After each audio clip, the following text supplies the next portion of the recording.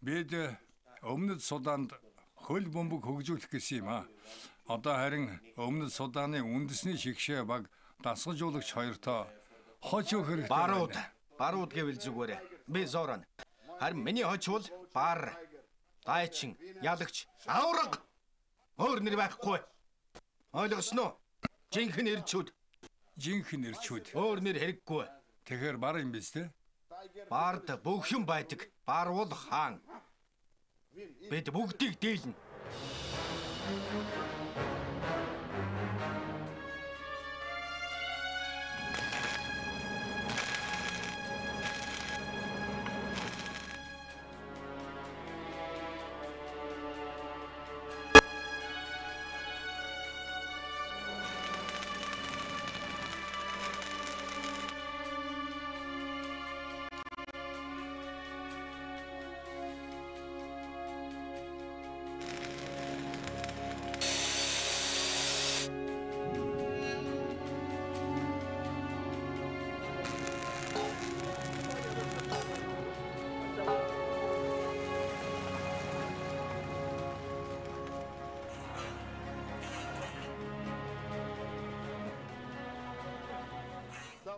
Нэг л өдөр Өмнөд Судан дэлхийн цомын тэмцээнд орно.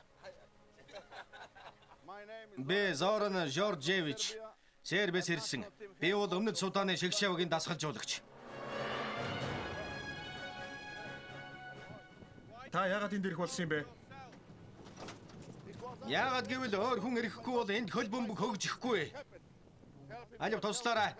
Алив хойчи. Туслаач. Зүйтэй. Байж гоо царайг нэ.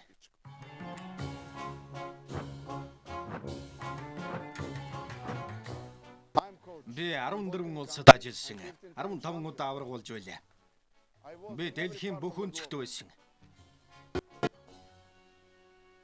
Тэгээд өмнө нь хязгаарч сонсож байгаагүй улсаас надад санд ирсэн юм. Өмнөд Судан саадыг сөрөн тусгаар тогтнолоо оллоо. Өмнөд Судан манд туа. Ингээд дэлхий дээр шинэ ул төрөн мандаж байна. 2 сая гаруй хүний амь насыг авч явсан иргэний 20 жилийн дайны эцэс шинэ улс бий болсон юм.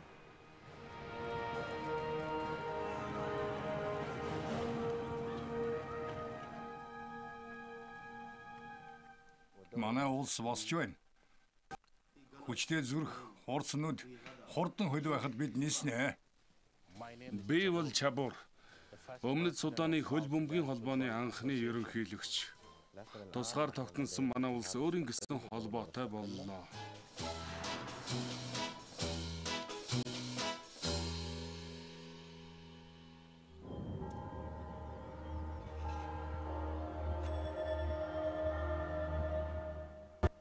За залуусан. Наашаа ирээд сууцгаа. Энд суугаарай. Би та нарыг эдчихгүй. Намайг танилцуулчих. За. Энэ манай үндэсний багийн дасгалжуулагч байгаамаа. Та бүхэнтэй уулзахаар энд ирсэн. Хүн болгонд мөрөөдөл гэж би. Их том мөрөөдөл. Мөрөөдлийнхөө төлөө явбал амжилтанд заавал хүрнэ.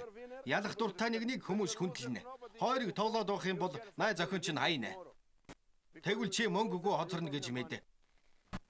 Харин мөнгөгүй хүнийг хэнч хүндлэхгүй. Хэнч шүү. Хэнч.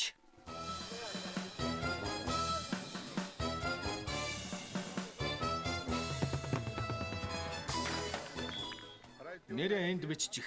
Зүйтэй. Бас удаа. Баярлалаа.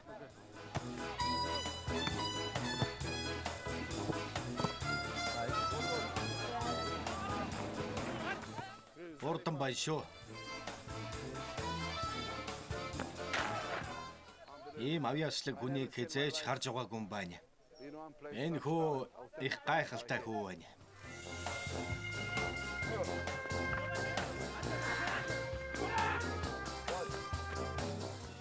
Намайг Томас Якоб гэдэг. Би бол хагас хамгаалагч. Намайг үндэсний шигшээ багт авсанд би үнэхээр их баяртай байна. Чи их анхааралтай байх хэрэгтэй. Анхааралтай. Уучлаарай.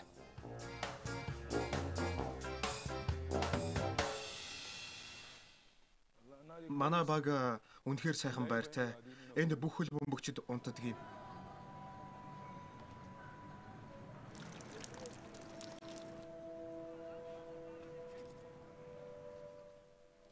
Манай улс одоо дэлхий дээр спортын хувьд дөнгөж өсөж өндийж байгаа. Би харин дэлхийн шилдэг хөлбөмбөгчин болохыг их хүсдэг.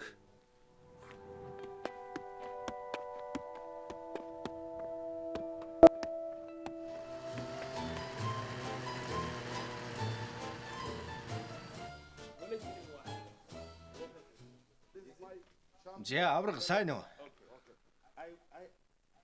Бид Өмнөд Суданыг Африк твийн авраг болгох хэрэгтэй. Бид Өмнөд Суданыг дэлхийн цомын тэмцээнд оруулж Рио де Жанейро явуулмаар байна. Зүтгийлтэй. Энэ бол зорилго. Гэхдээ нэг юм байна. Би үнэнээ хэлье. Гадуур явъя гэхээр надад таксины мөнгө үнэндээ алга. Би машингүй. Гадаа гудамд хүмүүс намайг таны дасгалжуулагчаа хаашаа явах вэ гэж асуудаг. Би үндэсний шигшээ угийн дасгалжуулагч мөртлөө машингүй болохоор хариулахаас чичих.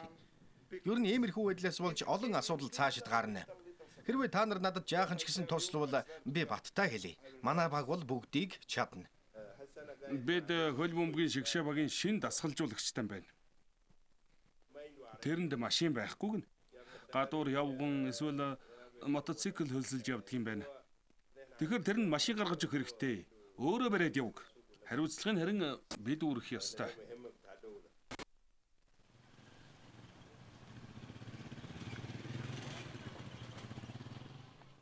Би хөдөө гадаа явмаар байна. Яагаад гэвэл хамгийн авьяаслыг тоглогчд алс хол нутагтал байдаг юм шүү дээ. Та тэгээд жолоочтой явах юм уу? Өөрөө барих юм уу? Би өөрөө барьчих нөө. Та зам мэдэхгүй шүү дээ. Мэдээд өх юу гэдэг юм бэ? Би газрын зургаар явчихна. Ямар ч үсэн төөрөхгүй. Би өөрөө бүгдийг мэднэ. Газрын зураг нэггүй. Энэ ямар Европ биш. Танад ямар нэгэн газрын зураг байхгүй гэж? Надад газрын зураг өгч туслаач ээ л гэж гуйж байгаа юм. Би улс орноор аялах гэж байгаа болохоор газрын зураг өгнө үү гэж хүсэж байна. Зүйтэй.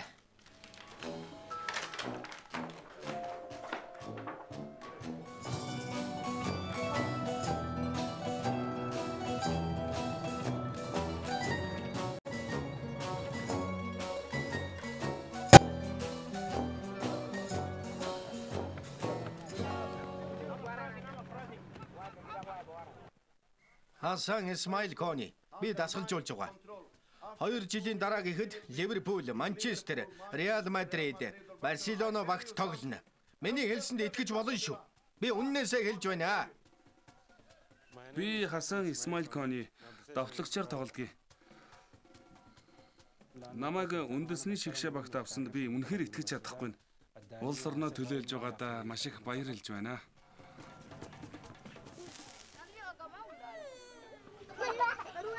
Манайх үнэхээр том айл. Бүгдээрээ нэг дор энд амьдардаг. Би өөрөө 26 охин дүү 35 эрэгтэй дүүтэй. Гэхдээ жаахан хүүхдүүд их ядаргаатай шүү.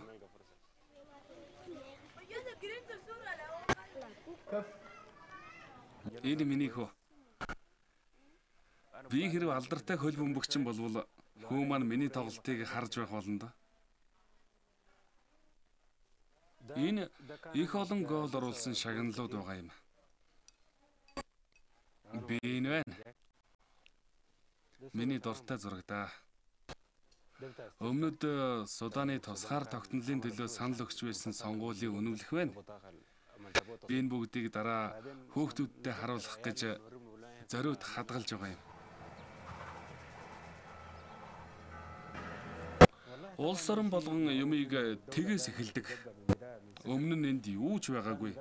Эрчим хүч цахилгаан, унаа машин, бас өндөр гоё байшин, барилга, зам тээвэр гэдэл юу ч байгаагүй.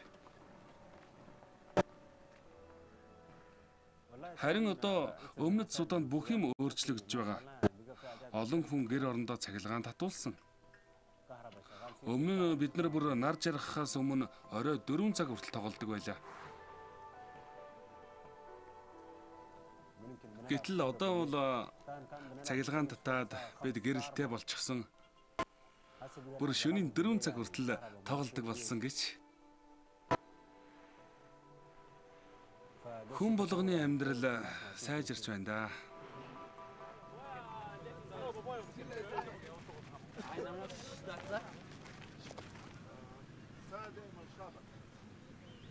Мантуа.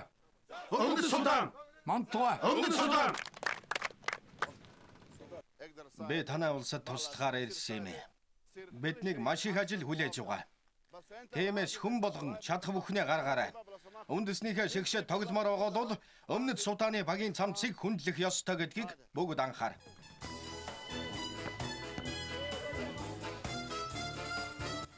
Аль болохоор хурдан хөдлөө. Түргэл. Түргэн хөдлөөд байл да. Компьютер шиг түргэн бод. Сайн байна. Зүйтэй. Зоран манай Өмнөд Суданы хүн болсон.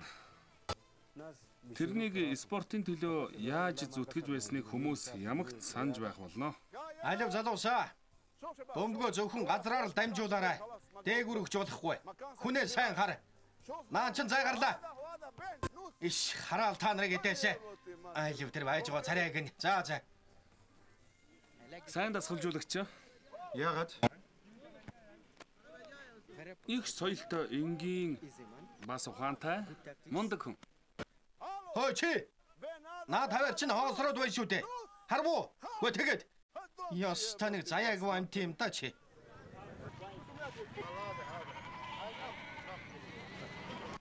Энэ хэдэн настай хон юм? 4 настай. 4 настай? Үгүй хаа. Энэ 4 настай бол би 6 сартай гэсэн үг. 300-аар авъя. 300 юу? Тийм ээ 300. Үгүй ээ. За 350. Гоо 680. 680. За тоолчих. Авчихлаа.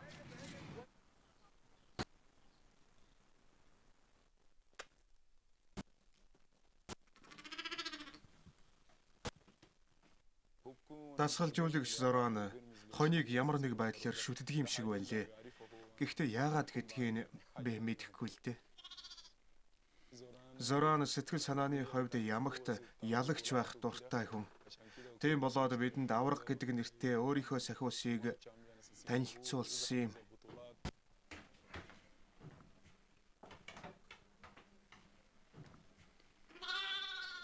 Нэрэнхэд дасгалжуулагчийн бэлэг тэмдэг болсон энэ хонь бидэнд их олон байдлаар тус болно. Хэрвээ шигшээ багт идэх юм байхгүй бол бид хонийн төхөрөөдөл идчих.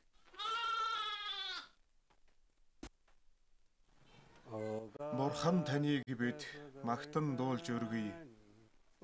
Дуусаж дундрашгүй баялгаар дүүрэн Баялаг өрнөд Суданыг ивэлдээ аваач. Их дүүх ив нэгдэлтэй байлгано. Хуучин төрийн дул араб хэл дээр байхад хүн болгон үгийг мэддэг байсан. Гэхдээ одоо бид тусгаар тогтносон улс учраас шин төрийн дул англи хэл дээр дуулах ёстой. Би англи хэлэнд жоохон муу л да. Гэхдээ сэтгэл минь ер нь их догдолж байна. Чадна.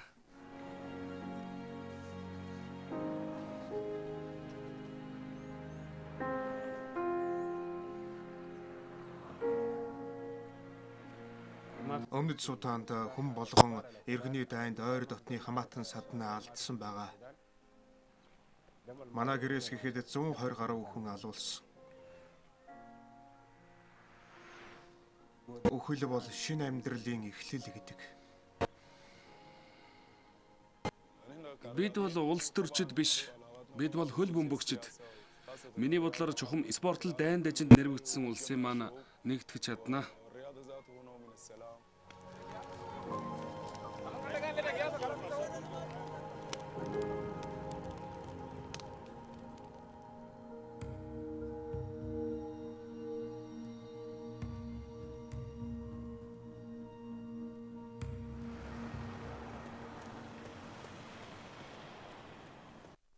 Энэ бол Өмнөд Суданы олон улсын анхны тоглолт. Тиймээс бид түүхт явдлын нэг хэсэг болно. Би Криштиан Роналдо эсвэл Месси шиг алдартай хөлбөмбөгчин болмоор байна. Тэнгэр бурхны ачаар бид Угандаг хожих байхаа. Удахгүй дэлхийн өнцөг бүрт Өмнөд Суданы хөлбөмбөгчин Хасан Исмаил Коныг бүгд мэднэ. Тоглолт болгон миний хувьд шийдвэрлэх байдаг. Ялангуяа өнөөдрийн энэ тоглолт. Яагаад гэвэл өнөөдөр хожигдох нь огт хамаагүй. Хамгийн гол нь өнөөдөр Өмнөд Суданы нэр төрийн тоглолт болно.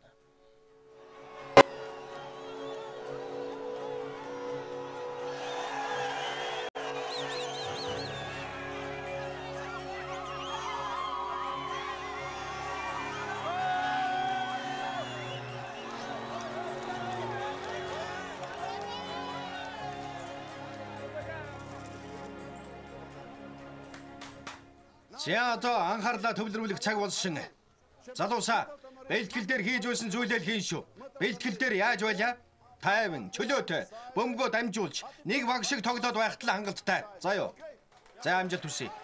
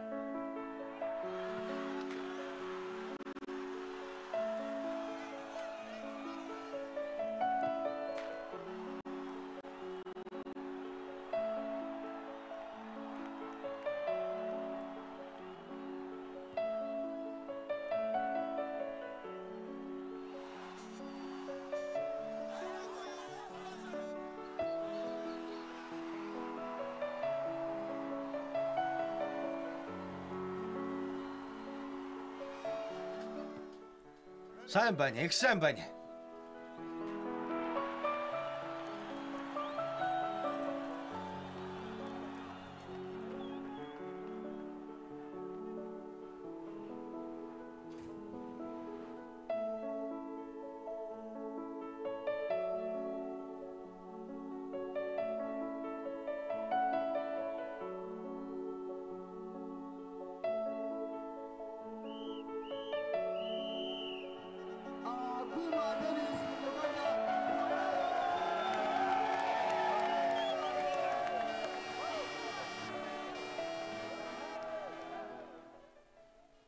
Бид бүгд ялангуяа энэ улсын төлөө амнасаа өргөж деваажинд одсон хүмүүс өнөөдрийн энэ түүхт явдлын гэрчүүд боллоо. Бид тэдний итгэлийг хөсөрдүүлээгүй гэж бодож байна. Бид яг бар шиг жинхэнэ дулдлаа, тийм ээ?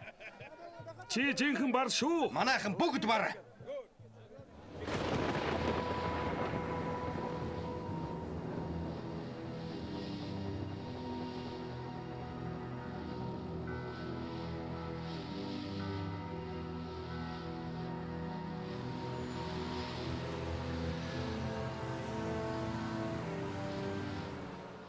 Африк ТV-ийн хамгийн залуу улс болох Өмнөд Судан хойд хөрш улстайгаа дайтахын ирмэгт ирчгээд байна.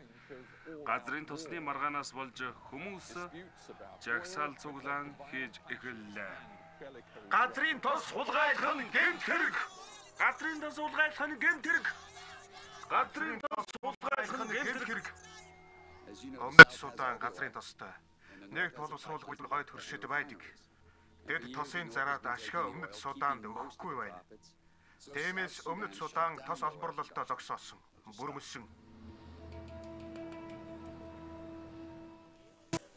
Газрын тосны энэ хямрал дээд зэгтээ хүрчээ. Тиймээс бид Өмнөд Суданд газрын тосны бүх үйл ажиллагааг даруй зогсоохоор шийдлээ.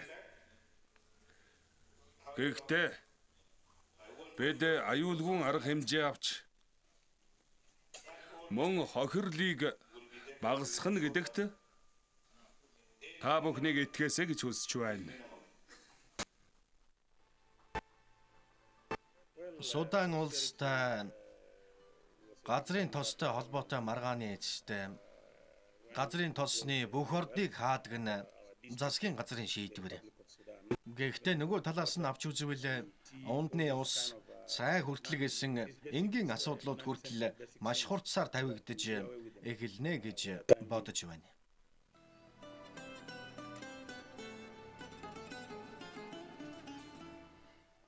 Мөнгө байхгүй учраас засгийн газар бүх татаа санхүүжилтийг хасж байгаа. Мөнгө байхгүй болохоор цахилгаан байхгүй. Тийм болоод агааржуулагчид ажиллахгүй байгаа. Ийм халуунд хэн ажиллах вэ? Өмнөд Судан дайнд нэрвэгдсэн улс.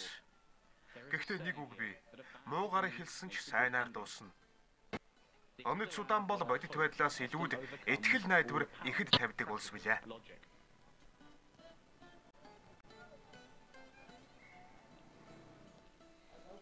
Сайн уу.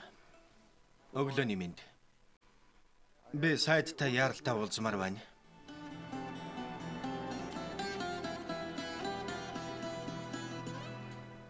Би сайттай уулзах гэсэн юм аа. Сайд байхгүй. Яагаад? Гараад явсан. Би хүлээнэ. Хэдэн цаг чамаагүй. Энэ маш чухал ажил. Би уулзах ёстой. Чи туслах юм уу юу?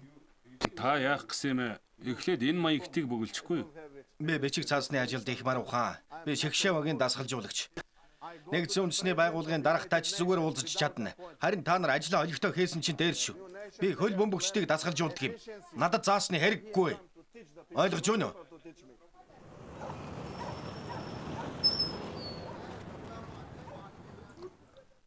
Би ноён жирийн нотоо уулзах гэсэн юм аа.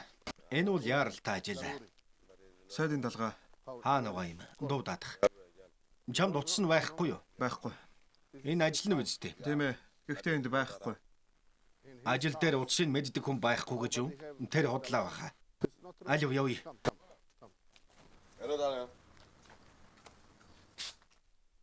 Би та нараас гуйж байна. Би ноён чирийн нотоо уулзмаар байна. Тэр бол миний найз. Утастай байх ёстой. Сайд бидэнтэй холбогдохгүй байна. Ямар хэрэгээр уулзах гэсэн? Би мөнгөгүй байна.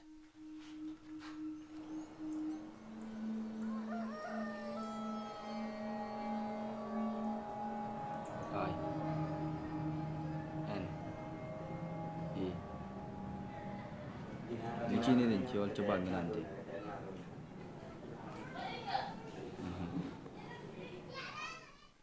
Юу бичиж байгаа юм? Канадын виз авах хөргөдөл. Энэ барууныхын нэрээ нарийн юм их асуух юм аа. Хэрэг би ийм сайхан улсад тоглох болвол амьдралаа сайжруулж чадна. Тийм болоод л би хөлбөмбөг тоглодог байхгүй юу?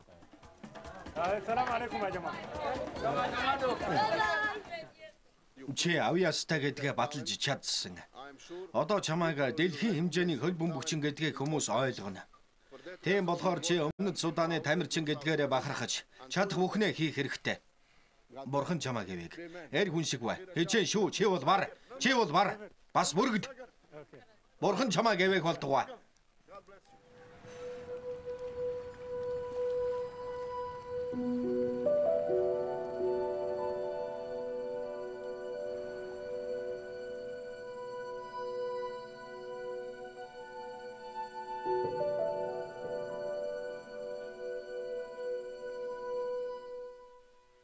Канадад ирсэнд итгэж чадахгүй нэ. Зүүдэлж байгаа юм шиг л байна.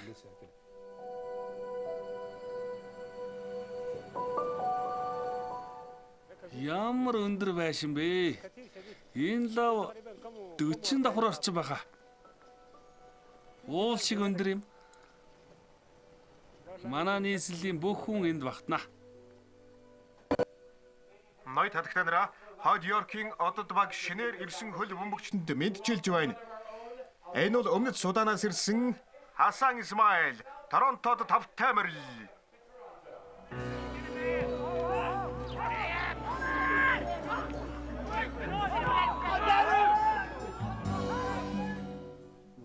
Канадын багууд манайхаас хамаагүй том юм аа. Тэгээд чи бүгд нэр хүндтэй.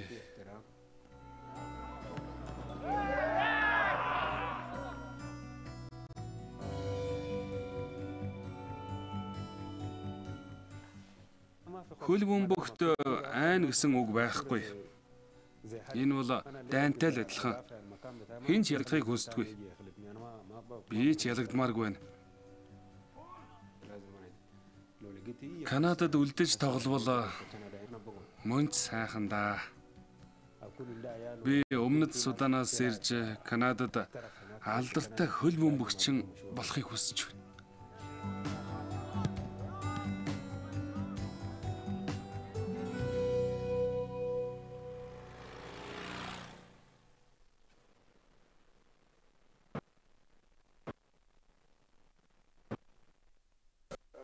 Та гэлтгүй Дэлхий дээр бүгд газрын тосны хямрал болсныг мэдэж байгаа. Тийм ээ. Гэтэл энэ хэцүү үед бидэнд тасалбар авах мөнгө байхгүй байна. Тэгээд би яах гэсэн бэ гэвэл? Чи мэддэг таньдаг хүмүүстэй. Эсвэл хөлбөмбөгийн холбоонд хандаад шинэхэн улс болсонд бидэнд тасалбар авахд тус болооч гэж гоох гэсэн юм. Өмнөд Судан бол жинхэнэ улс. Бид ганцхан удаа Угандатай нөхөрсөг тоглолт хийсэн.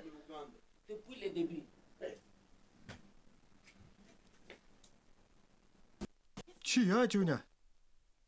Бурхан минь. Тэр хүлээн уцаа барьж байгаарай. Би одоохон. Би энд хүнтэй уцаар ярьж байна шүү дээ. Яв эндээс. Яв. Дэш хооч. Яагаад байгаа бэ? Хүн ярьж байхад битгий давхцаж юм яриад байгаа ч дээ чи. Би дарагтай ярьж байна. Оо тийм үү. За тэгвэл ярил та маа. Яри. Арайч дээ. Ингэж болохгүй шүү дээ. Яаж болох юм бэ? Хүн ярьж байхад чи чимээгүй байх ёстой. Чи дараа нь ярьдаг юм байгаа үз? Соёлгүй гэдэг нь. Байна уу? Уучлаарай.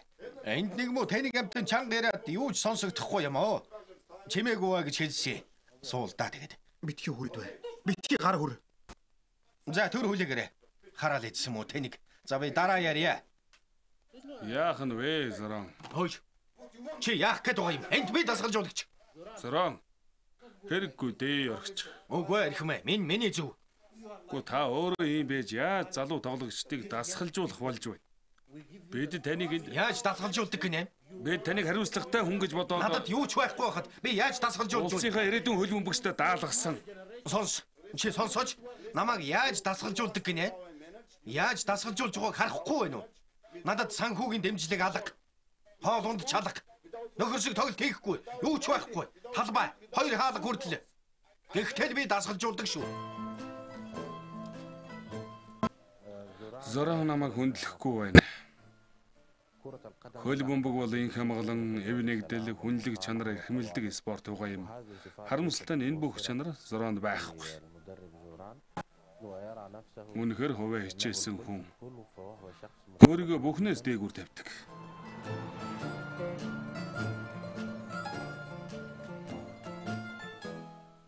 6 сар өнгөрлөө. Байдал ерөө өөрчлөгдсөнгүй. Би хичээж зүтгээд ямар ч нэмэр алга. Би хар тамхи хэргэлдэггүй. Арх дар суудаггүй. Хөл бөмбөг миний амьдрал.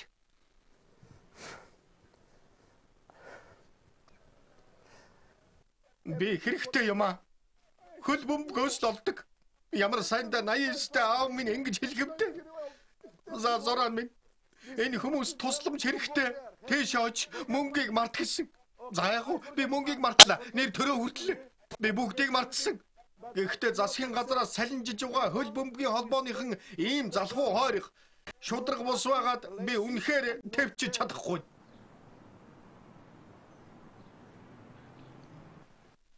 Манай багийн удирдлага одоохондоо чамтай бүрэн хэмжээний гэрээ хийхэд бэлэн биш байна. Би өөрөө ч жаахан сэтгэл дундуур байгаа. Үнэн дээр чамайг багтаа авмаар л байна. За яг уу энэ удаа бүтээгүйч Дараа бүтэх байлгүй дээ.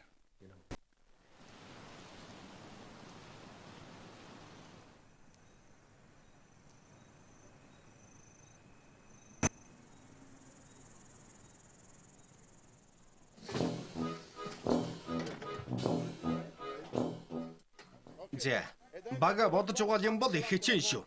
Ингээд бэлтгэлдээ орцгоё. За, миний харж байгаагаар энд одоохондоо 7 хүн байна. Бөмбөг яасан бэ? Холбоон дээр байгаа. Юу гинэ? Холбоон дээрээ. Яагаад тэнд байгаа юм? Энд байх ёстой. Энд. Ойлгож байна уу? Болно. Одоо болно. Би тэгээ яах юм? Машингүй яаж явах юм? Юу гинэ? Машингүй явж чадахгүй. Би машинтай юм уу? Машингүй. Гөө тэгээд би ч гэсэн машингүй энд байж шүү дээ. Би ч гэсэн машингүй шүү дээ. Та нар ястаны хүн алхуулсан юм аа. Миний толгой бүр дэлбэрлээ.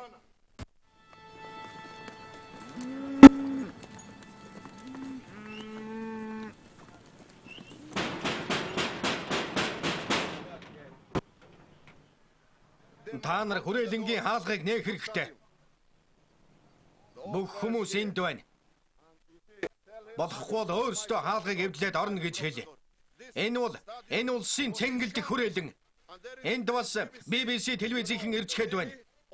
Авилгад автагдсан муусайн заваан амьтад ийм сайхан багийг яаж алж байгааг дэлхийгээр нэг харуулна биз?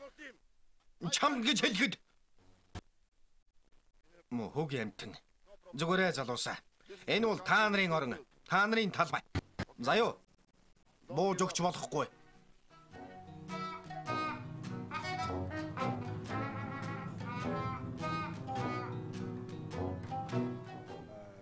Манай улсын хөлбөмбөгийн холбооны ерөнхийлөгч биднийг бэлтгэл хийлгэхгүйгээд цэнгэлт хүрээлэн шин цоожоор цоожилчихсан байна.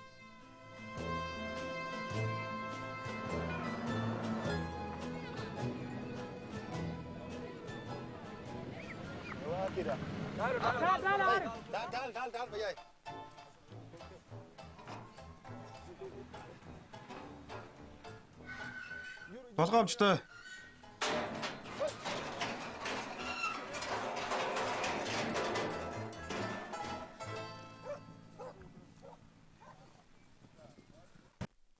Машинаас унаад салчихлаа.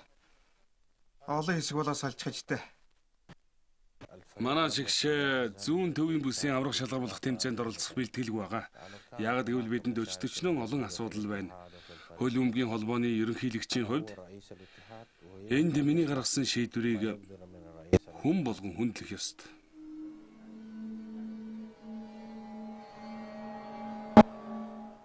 Бид яагаад тэмцээнд явахгүй болсныг хэнч надад тайлбарлаагүй. Миний ойлгосноор энэ зарим хариуцлагагүй залхуу хүмүүсийн хийж байгаа ажил болов уу гэж бодож байна.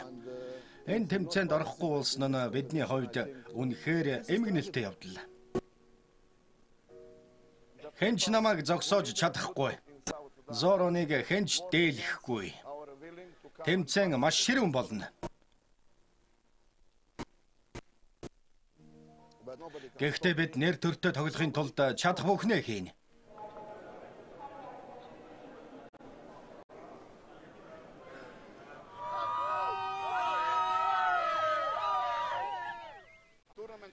Яагаад вэ гэвэл энэ бол манай Өмнөд Суданы шигшээ багийнхны хувьд анхны хамгийн том тэмцээн байгаамаа.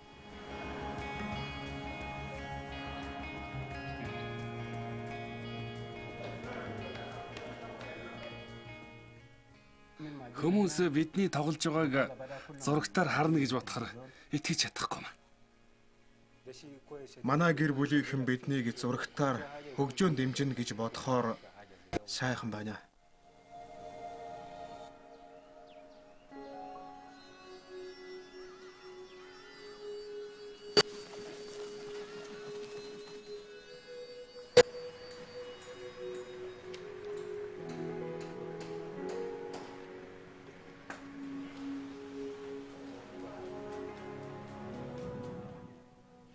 Африк төвийн урт удаан төвхтэй энэ тэмцээнд Өмнөд Суданы үндэсний шигшээ анх удаа оролцсноо.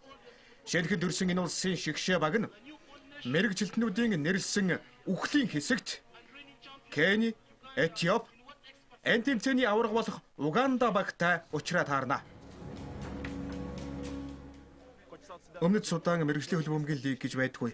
Энэ тэмцээнд та харин яаж багтаага тоглох гэж байна да? Манай баг бэлтгэлээ маш сайн базааж энд ирсэн. Бидэнд ялагдах учир шалтгаан огт байхгүй. Би зөвхөн яллах тэмүүлэлтэй л энд хүрэлцэн ирсэн.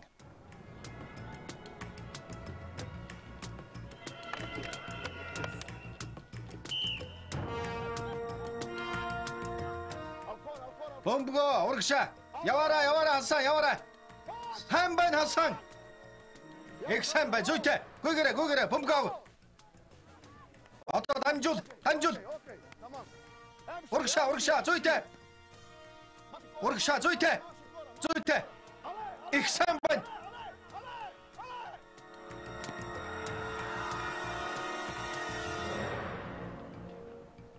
Анхны үедээ тэнцлээ. Одоо бид 2 дугаар үедээ заавал ялах ёстой. Зорилготой, наадхаа зогсоо. Урд нь гараач. Урд нь гар.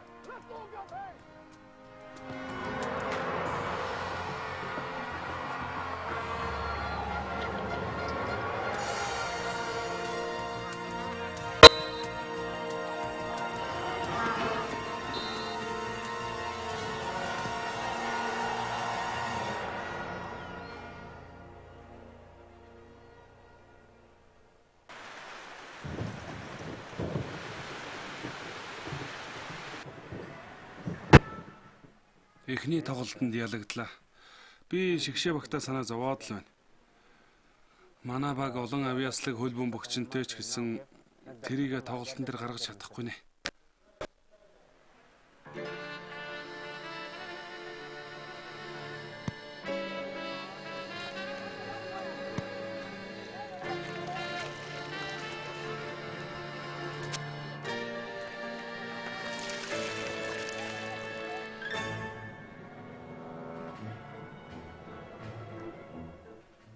Өнөөдөр бид арай дээр тоглохоо бодно. Бид хожно гэдэгт итгэлтэй байна. Томас. Бэтгий алдаарай. Алдаж болохгүй шүү. Rodou, hey. Ancora. Schwing.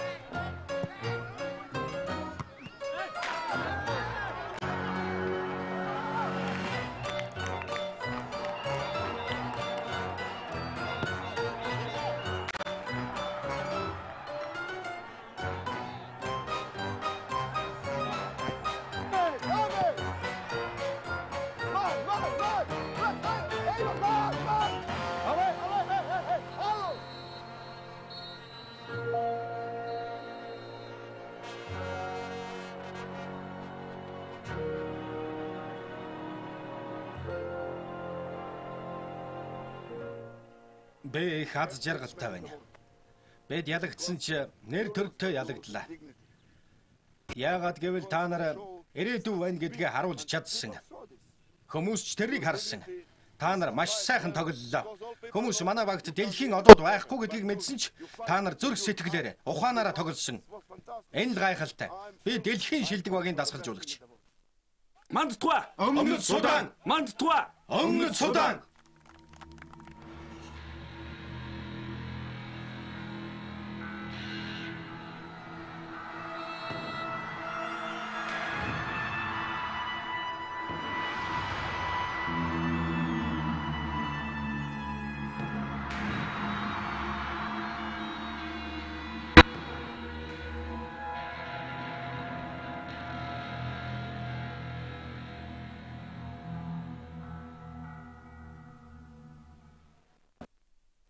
Өмнөд Суданы хөлбөмбөгийн холбооны ерөнхийлөгч ноён Чабуурали бидний ажилд саад тодгор учруулж улс их орноос урван энэ авьяаслаг хүсэл тэмүүлэлтэй сайхан залуусыг гаргуунд нь хаяшаан. Чабуур шиг ийм хүмүүс шорон суул таарна. Тэрний хийсэн зүйл бол спортын террорист ажиллагаа. Хэрвээ миний буруу бол би өөрөө ч шоронд ороход бэлэн байна. Гэхдээ энэ үнэн. Харин намайг уучлаарай. Өнөөдөр бид ялагдсан ч чадах ятгаараа тоглолоо. Би ялагдсантай харамсахгүй байна.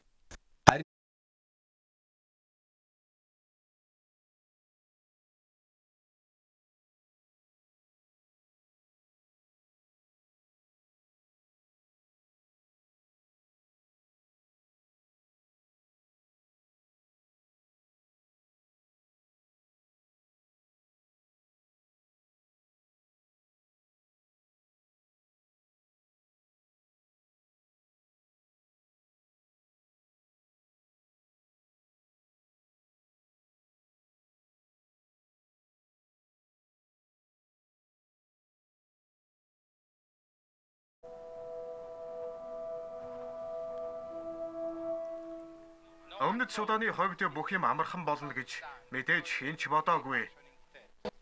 Гэхдээ тусгаар тогтнолоо олоод ердөө 2 жилийн дараа тус улсад зөрчилдөөн үүсч ядуурл гүнзгийрлээ.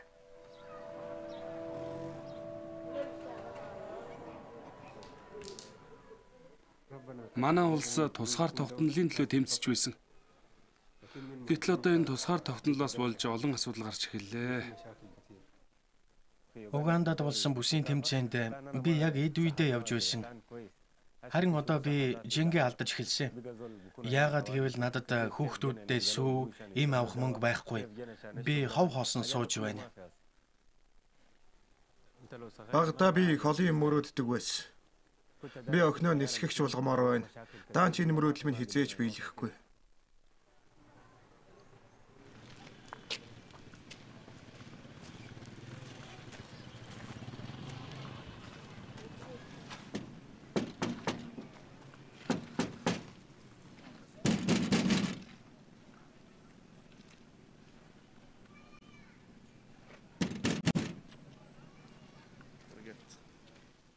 Юу болсон бэ? Холбооныхан байдгүй. Өгч гэж. Онгойлохгүй нү? Тийм ээ. Яагаад? Дэлхийн авраг болоод 100 сарын баяраас нааш гарч ирэхгүй. Энэ эдтэй юм. Үнэхээр нэттэй. Өмнөд Судан дэлхийн авраг болоогүй шүү дээ. Ийм хүмүүс юу ч болж чадна. Ямар ч найдваргүй. Зоран ямар ч ажлыг хийх чадваргүй. Нэг л тийм хий хоосон ертөнцид амьдардаг. Ер нь өвчтөе хөө. Сэтгэл мэдрэлийн хувьд толгоонд ойч юмтай байх. Өөрийгөө 30 жил дасгалжуулагч хийж байгаа гэдгийг сонсоод би үнэхээр гайхсан шүү. Зя гараарай.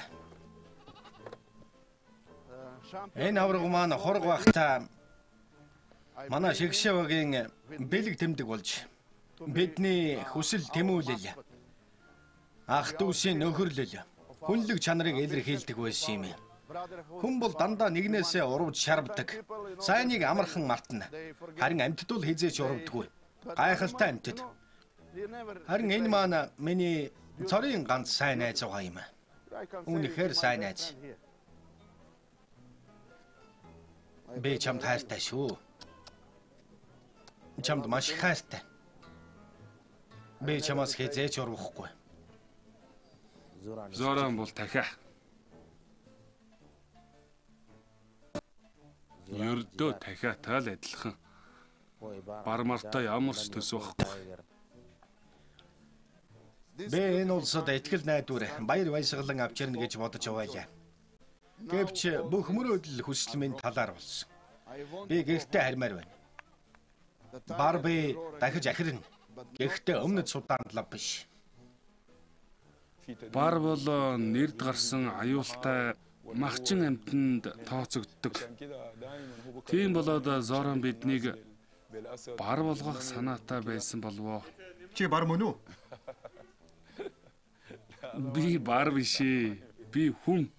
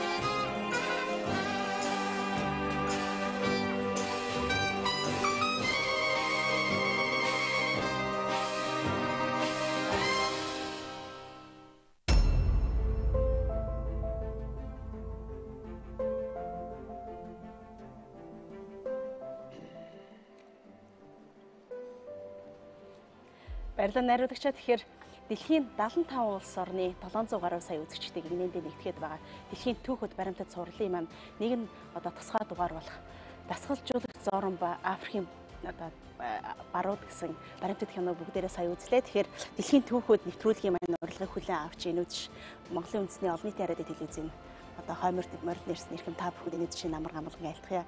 Тэгэхээр өнөөдрийн манай дугаар бол ерөнхийдөө 2018 оны дэлхийн хөлбөмбөгийн аврах шалгаруулах тэмцээн зориулсан тусгай дугаар байгаа. Тэгээд бас үзэгчид та бүхэндээ хэлэхэд энэ тусгай дугаараа бид нар Монголын хөлбөмбөгийн холбоотой хамтран энд одоо тодорхой хэмжээгээр энэ Монголын хөлбөмбөгийг хөгжүүлэх их үйлсэд одоо зүтгэж яваа одоо Монголын хөлбөмбөгийн холбооны ерөнхийлөгч мөн үндэсний шигшээ багийн гадаад дасгалжуулагч Майкл маань бас ирэлцсэн байгаа. Ингээд үндэсний шигшээ багийн 2 үеийн одоо ахлагч залуу капитан бас манай студид морил ирсэн байна. Түүнээс гадна бол одоо хөлбөмбөгийг бол дэмжигч хөгжийн дэмжигчгүйгээр бид нар бол төсөөлхийн аргагүй байдаг. Тэгэхээр бас амраа бас өнөөдөр ирсэн байгаа үзэгчид бол таныг бас таньж байгаа байх гэж бодож байна. Тэгээд өсвөрийн үеийн одоо авьяастай хөлбөмбөгчдийг төрүүлэн гаргах их үйлсэд олон жил одоо 10 жил гаруй одоо өөрийнхөө хөдөлмөрийг зориулсан одоо манай дэрэн клубын үүсгэн байгуулагч мөнгөчлөн гэсэн ийм хүмүүсэд манай өнөөдрийн одоо нэвтрүүлгэд хүрэлцэн ирсэн байгаа. Ингээд би хамгийн түрүүнд одоо та бүхэн сая бид нар бүгдээрээ хамтдаа сууж киногоо харсан. Одоо Майкл танд ихний одоо асуултаа тавья гэж бодож байна. Ер нь одоо Монголын үндэсний шигшээ багтай ажиллахад танд одоо бэрхшээлтэй байна уу, аз жаргалтай байна уу? Ер нь сая кинон дээр бол Зоран бол бас нилээдгүй бэрхшээлийг даван туулж бас их төвчээртэй байгаа байдлуудыг бол бид нар бас хамтдаа сууж үзлээ шүү дээ. Тэгэхээр яг Монголын үндэсний шигшээ багт ажиллаж ах энэ одоо таны туршлага ер нь ямар байна? Эхэлж ирэхэд таны сэтгэл ямар байгаа бол ажиллаж байгаа хүний хувьд? Well, I can only say we are now a little bit more than 1 year working together, and we needed a little bit time to get adjusted with each other. Hopefully, President, I was not like Zoran in this movie. And I always try to get first adjusted to the country because every country has cultural differences. And the President brought me here in the Executive Committee because of what we did in the Philippines before. And we are trying the same here. I think the potential is good. And we have now laid the foundation. За тэгэхээр бидэнд энэ хүү ажлыг зохион байгуулахаар маш их шаардлагатай. Одоогийн байдлаар бол бид нар бол миний бие бол 1 жил Монгол ажиллаж биендээ танилцах хугацаатай болохоор нэг ажил хийж байна.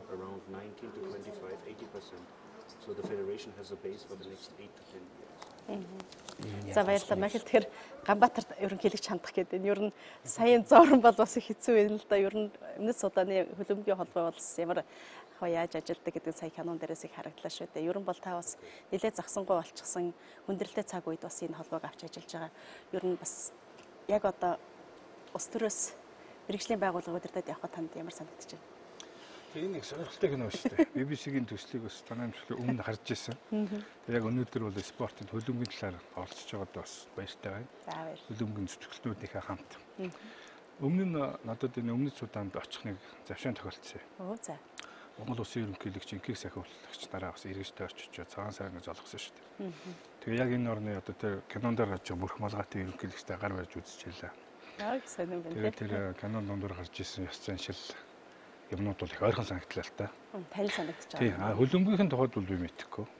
Тухайн үедээ тусгаар тогтноод ерөөсөө жил 6 сар болж исэн улс гэж байгаа. Тийм. Яг харьцуулж ярил их сонирхолтой байж магадгүй те. За дөнгөж тусгаар тогтсон улсад шууд гадаад дасгалжуулагч ураад хөлбөмбөгөөр одоо тэр дайны дараа хөлбөмбөгийн спортоос сэргэлт үгүй ард түмэндээ те. Олон улсад бас хөлбөмбөгөөрөө танигдъя гэдэг энэ ирмэлцэл нь бол их сайхан санагдаж байгаа байхгүй зөв ирмэлцэл. Бид нар ярьдаг шүү дээ. Дэлхийн 2 дугаар дайны дараа 2 герман маш хүнд байдалд орсон. Нэг нь одоо салаа социалист нийгэмд орсон тийм ээ.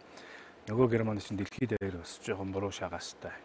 Ийм үед 1954 онд тэр алдарт одоо Пушкашийн Унгарыг хожоод Германд одоо дахин сэргэлтэд ард түмний дахин нэгдүүлэх тийм. Тэр сэтгэл санаа өргөлт өгсөн гэж ярьд юм л. Яг тэр шиг энэ үйл явц процессыг бол уул нь хүсч мөрөөдөж хийж байгаа юм шиг харагдчихлээ л тийм. Тэгээ Зоран гэдгээ авчирсан. Мэдээ Зоран бол одоо мундаг дасгалжуулагч байж таарна тий. Тэгээс үлдээ явсургуу төлөмгийн холбоотойгоо зөрчилдөг явж байгаа шүү дээ. Манад бол асуудал бол өөр. Монголын хөлбөмбөгийн бол 60 жилийн түүхтэй. Тэгээ үе үеийн ерөнхийлөгч нар удирдлагууд тамирчид бол хийх юмаа хийгээд ирсэн. Бидний одоо хамт ажиллаж байгаа үе бол бас ахаад нэг шат ахиулчих юмсан тийм ээ. дахиад олон сайн болгочих юмсан гэж хичээж явж байгаа юм л дээ.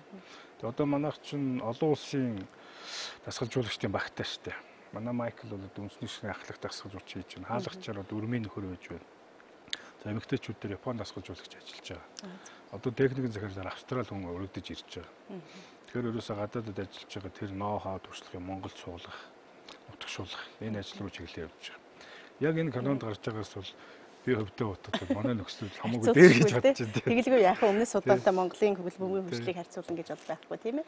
За тэгээд бас сошиал сувг руу шилжээд илүү бид нарийн дэлгэрэнгүй ярилцах боломж олдно. Тэгэхээр мөчлөө тань киног үзээд ирнэ. Үзэгчдэд бас аль өнцгөөс нь тайлбарлаж хэлэх сэтэл төрж байна. Тэгээ яах вэ? Ер нь бол хөлбөмбөг бол айгүй нийтийн спорт гэдгийг бол одоо бид нар саяны кинон дээрээс харж байна тийм ээ. Африкт бол одоо хэдийгээр одоо тэр эдийн засаг улс орны байдал хүнд байгаа ч гэсэн одоо маш сар олон хөгжөөний дэмжигч нар дээр улсын үндэсний шигшээ багаа дэмжих гэж ирж байна. Манай Монголд ч гэсэн бас үндэсний шигшээ баг тоглох үед бол бас айгүй олон үзэгч нар ирдэг. Тэгээ ер нь бол энэ хөлбөмбөгч нь бол энэ улс ард түмнийг айгүй нэгтгэх гэдэг айгүй чухал үүрэгтэй гэдгийг бас сая ерөнхийлөгч ярьлаа тий. Тэгээд энэ 4 жил яг одоо энэ жил одоо ингээд дэлхийн авраг одоо нэг 10 хүрэх хоногт эхлэх гэж байна. Тэр чинь бол одоо яг энэ дэлхий дээр байгаа энэ улс үндэстнүүд чинь одоо яг ингээд өөрийнхөө их орныхоо төлөө ингээд балишглал хуваагдал одоо хамт баярлал хамт гуниал одоо тэгэл яг ийм л болдог юм. Одоо хамгийн сайхан үеийн л хэлэх гэж байна шүү дээ. Хамт тэгэлгүй байхад тийм учраас дэлхийн түүхэд бас зориуд бас нэг дугаараа бас яг энэ хөлбөмбөгийн энэ том үйл явдал болох гэж байгаа ойлдуулж зориулж өнөөдөр хийж байгаа. За амраа. Бас нэлээд их тогтой хараад ах шиг байсан. Бас зарим нэг хэсэгтэр бүр Тэг яг сая бол тодорхой гарлаа шүү дээ. Хөлбөмбөг бол хэл хязгааргүй спорт.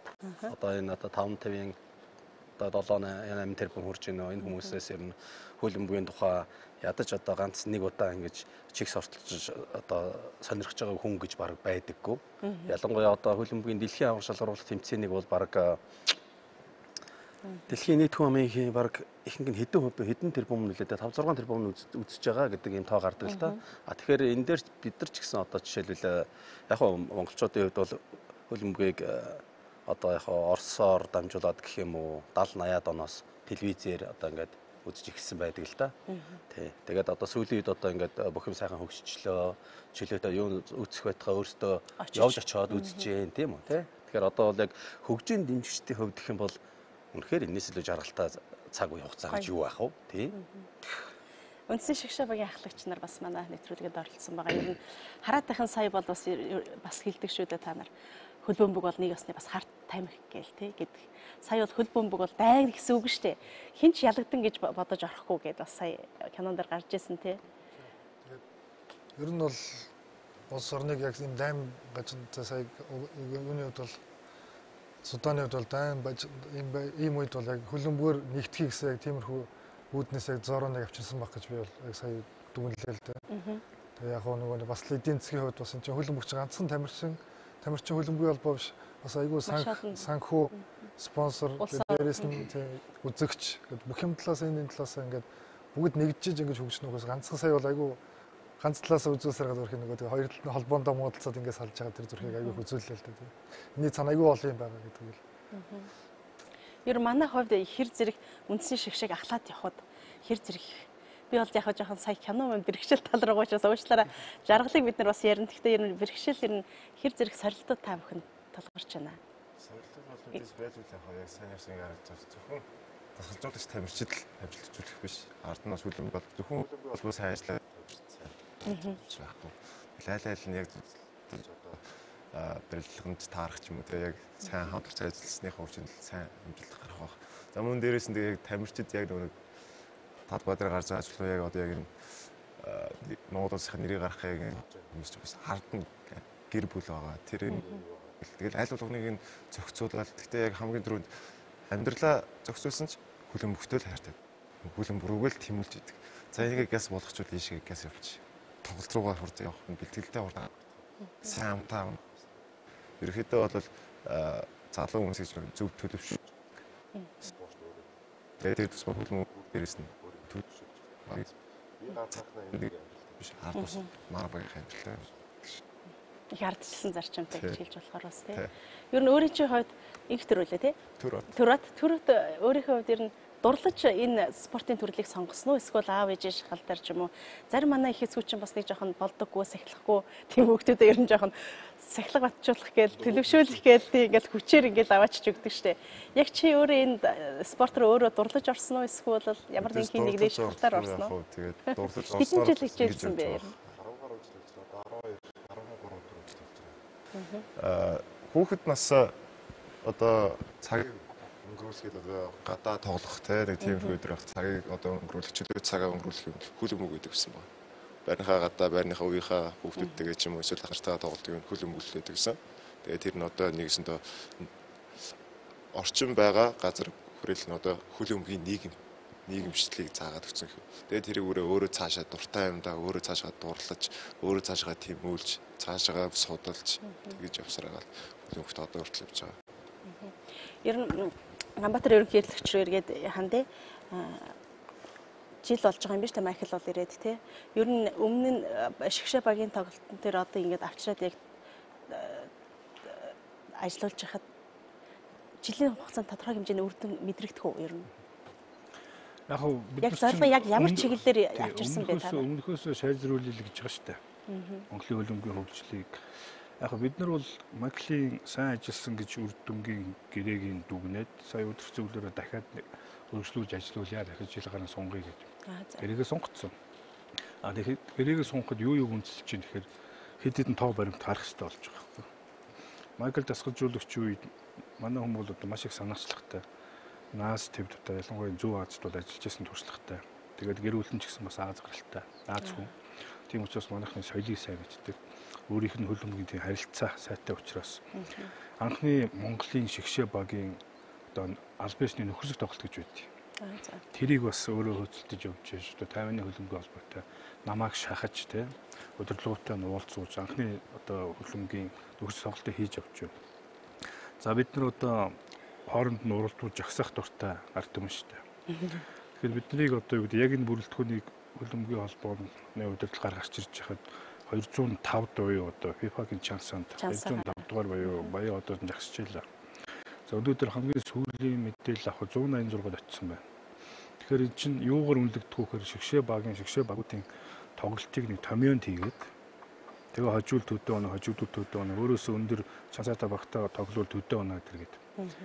Тэгээ манай хүний чи одоо шигшээ багуудыг удирдах тоглосон тоглолтуудын нээлбэр дүнгээр манай тэр чансаа урагшилсан байж таарад байхгүй. Ерөн ч тэгсэн. Тэгэхээр анхны харж болох үзүүлэлт нь энэ юм байна.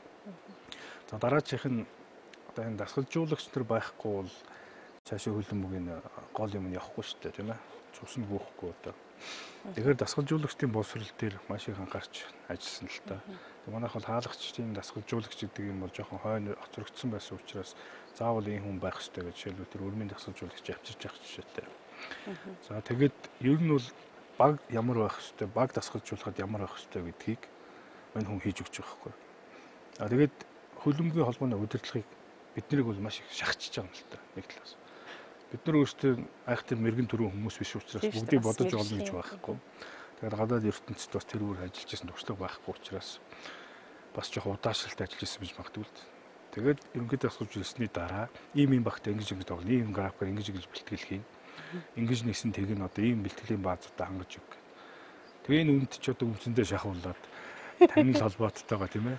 Найрсаг харилцаа үүсгэх нь үндсэндээ манай шигшээ бол Япон, Солонгос, Хятад гээд том юм бэлтгэлийн сайхан баастай газрууд очиж бэлтгэл дасгалжуулалтаа хийлээ. Том тэмцээнүүд ч хийлээ. Тэгээд одоо анх удаа өөр төвийн багтаа Африкийн тэр Mauritius улсын багтаа бас их орондоо уулзж FIFA-гийн одоо нөхцөл тоглолтоо бас хийлээ. Тэгээ ингээд харахаар чинь ерөнхийдөө манай тоглолтын үзэгчд л хэлдэг шүү дээ. Мэргэжлийн хүмүүс дүгнэж байна. Тоглолт өөр болсон байна. Тоглолтын агуулга өөр болсон байна. Ямар ч ус үр дүн гарсан л гэж одоо үзэж байгаа учраас бид нар гэрээгээ сунгасан. Баярлалаа. Тэгэхээр зүүн өмнөд Азиудад жилжсэн туршлагатай гэж сая ерөнхийлөгч таныг бас дурдж байна. Би бас таны тухай бас мэдээллийг нийлээд одоо бас онлайнаас авсан. Ер нь Монголд ирж ажиллах энэ урилгыг та яагаад хүлээж авсан бэ?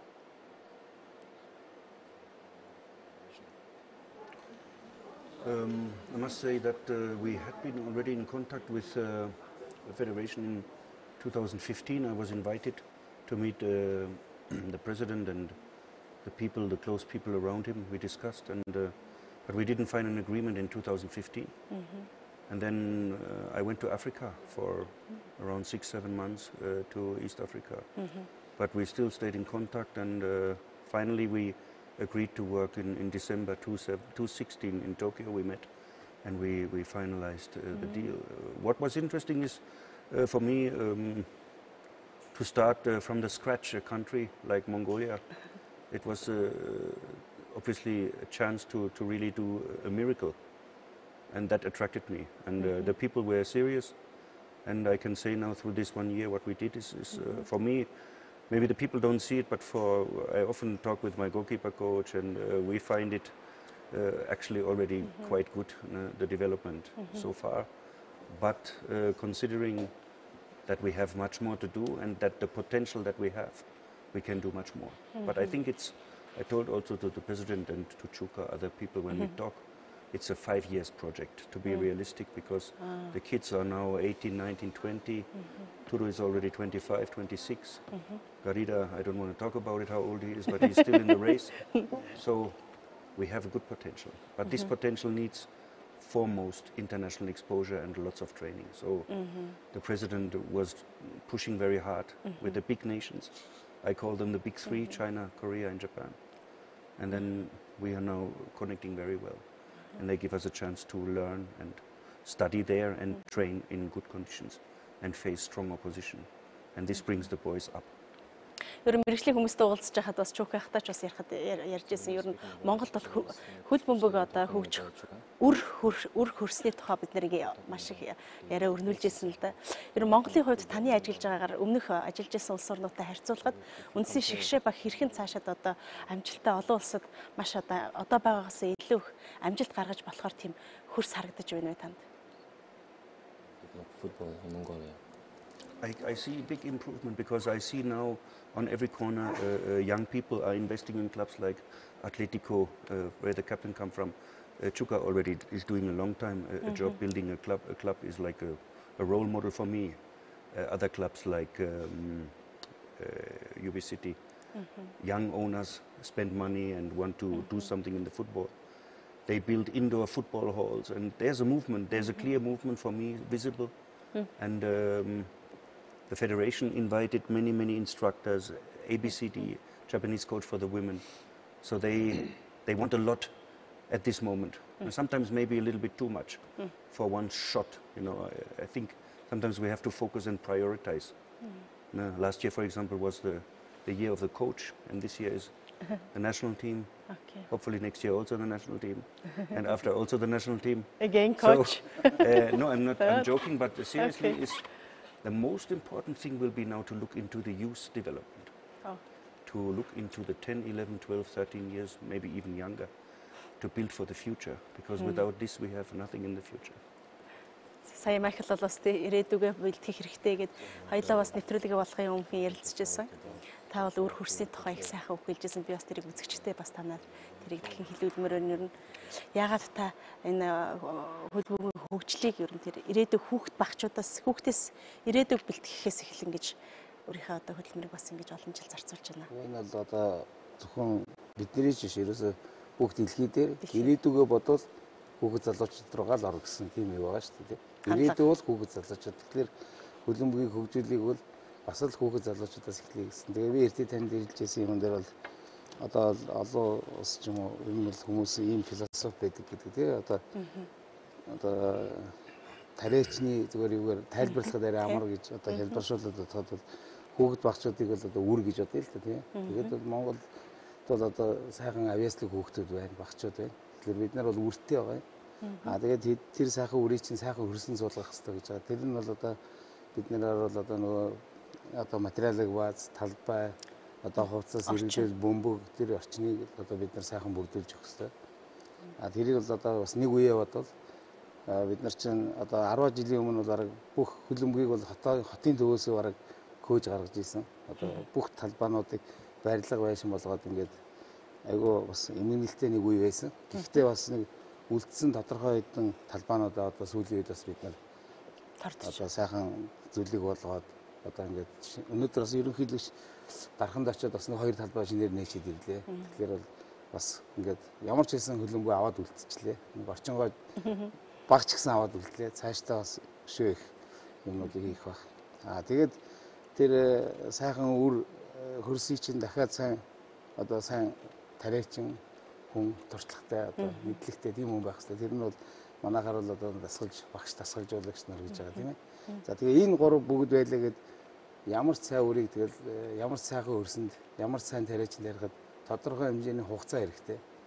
Тэр хугацаа нь бол одоо мэдээж өнөөдөр суулгач маргааш хугацаа авч болохгүй шүү дээ тийм. Тэгэхээр одоо хугацааны асуудал байна тийм. Тийм Майкл ярьж байгаа ч гэсэн хүүхдээ ягаад бас нэг хэдэн жилийн төсөл байх хэрэгтэй гэдэг шиг. Энэ одоо 10 настай өнөөдөр 6 настай хүүхэд бол одоо нэлээ гайгүй болоход 23 хүрж иж яана гэдэг чинь 17 жил одоо тэр бас зарцуулж ийж гэж бодох хэрэгтэй тийм. Тэгэхээр ийм хугацаа. Тэгээд тэрний жоохон түргэх эсвэл боломж нь бол санхүү тийм. Тэр бол зөвхөн сорилт. Одоо бидний сорилт нь бол одоо жоохон санхүүгээс амарх тийм. Улс орны дэмжлэг, спонсоруудын дэмжлэг, фэнүүдийн дэмжлэг гэдэг ийм л цогцоор нь ингэж харуул тэгээд ер нь бол хөлбөмбөг бол хөгжих боломжтой. Монголд бол одоо сайхан ирээдүй бол харагдаж байгаа. Тийм. Үндсэн шигшээ багийнхаа хоёр ахлагч руу эргээд оръё. Ер нь сая бас кинондаарч гарлаа манай мэрэгчлэтнүүд бас хэлж яана л да. Ер нь янз бүрийн зорилтууд байгаа гэдэг. Яг манай үндсэн шигшээ багийн хувьд хамгийн одоо зорилттой байгаа зүйл юу байгаа вэ?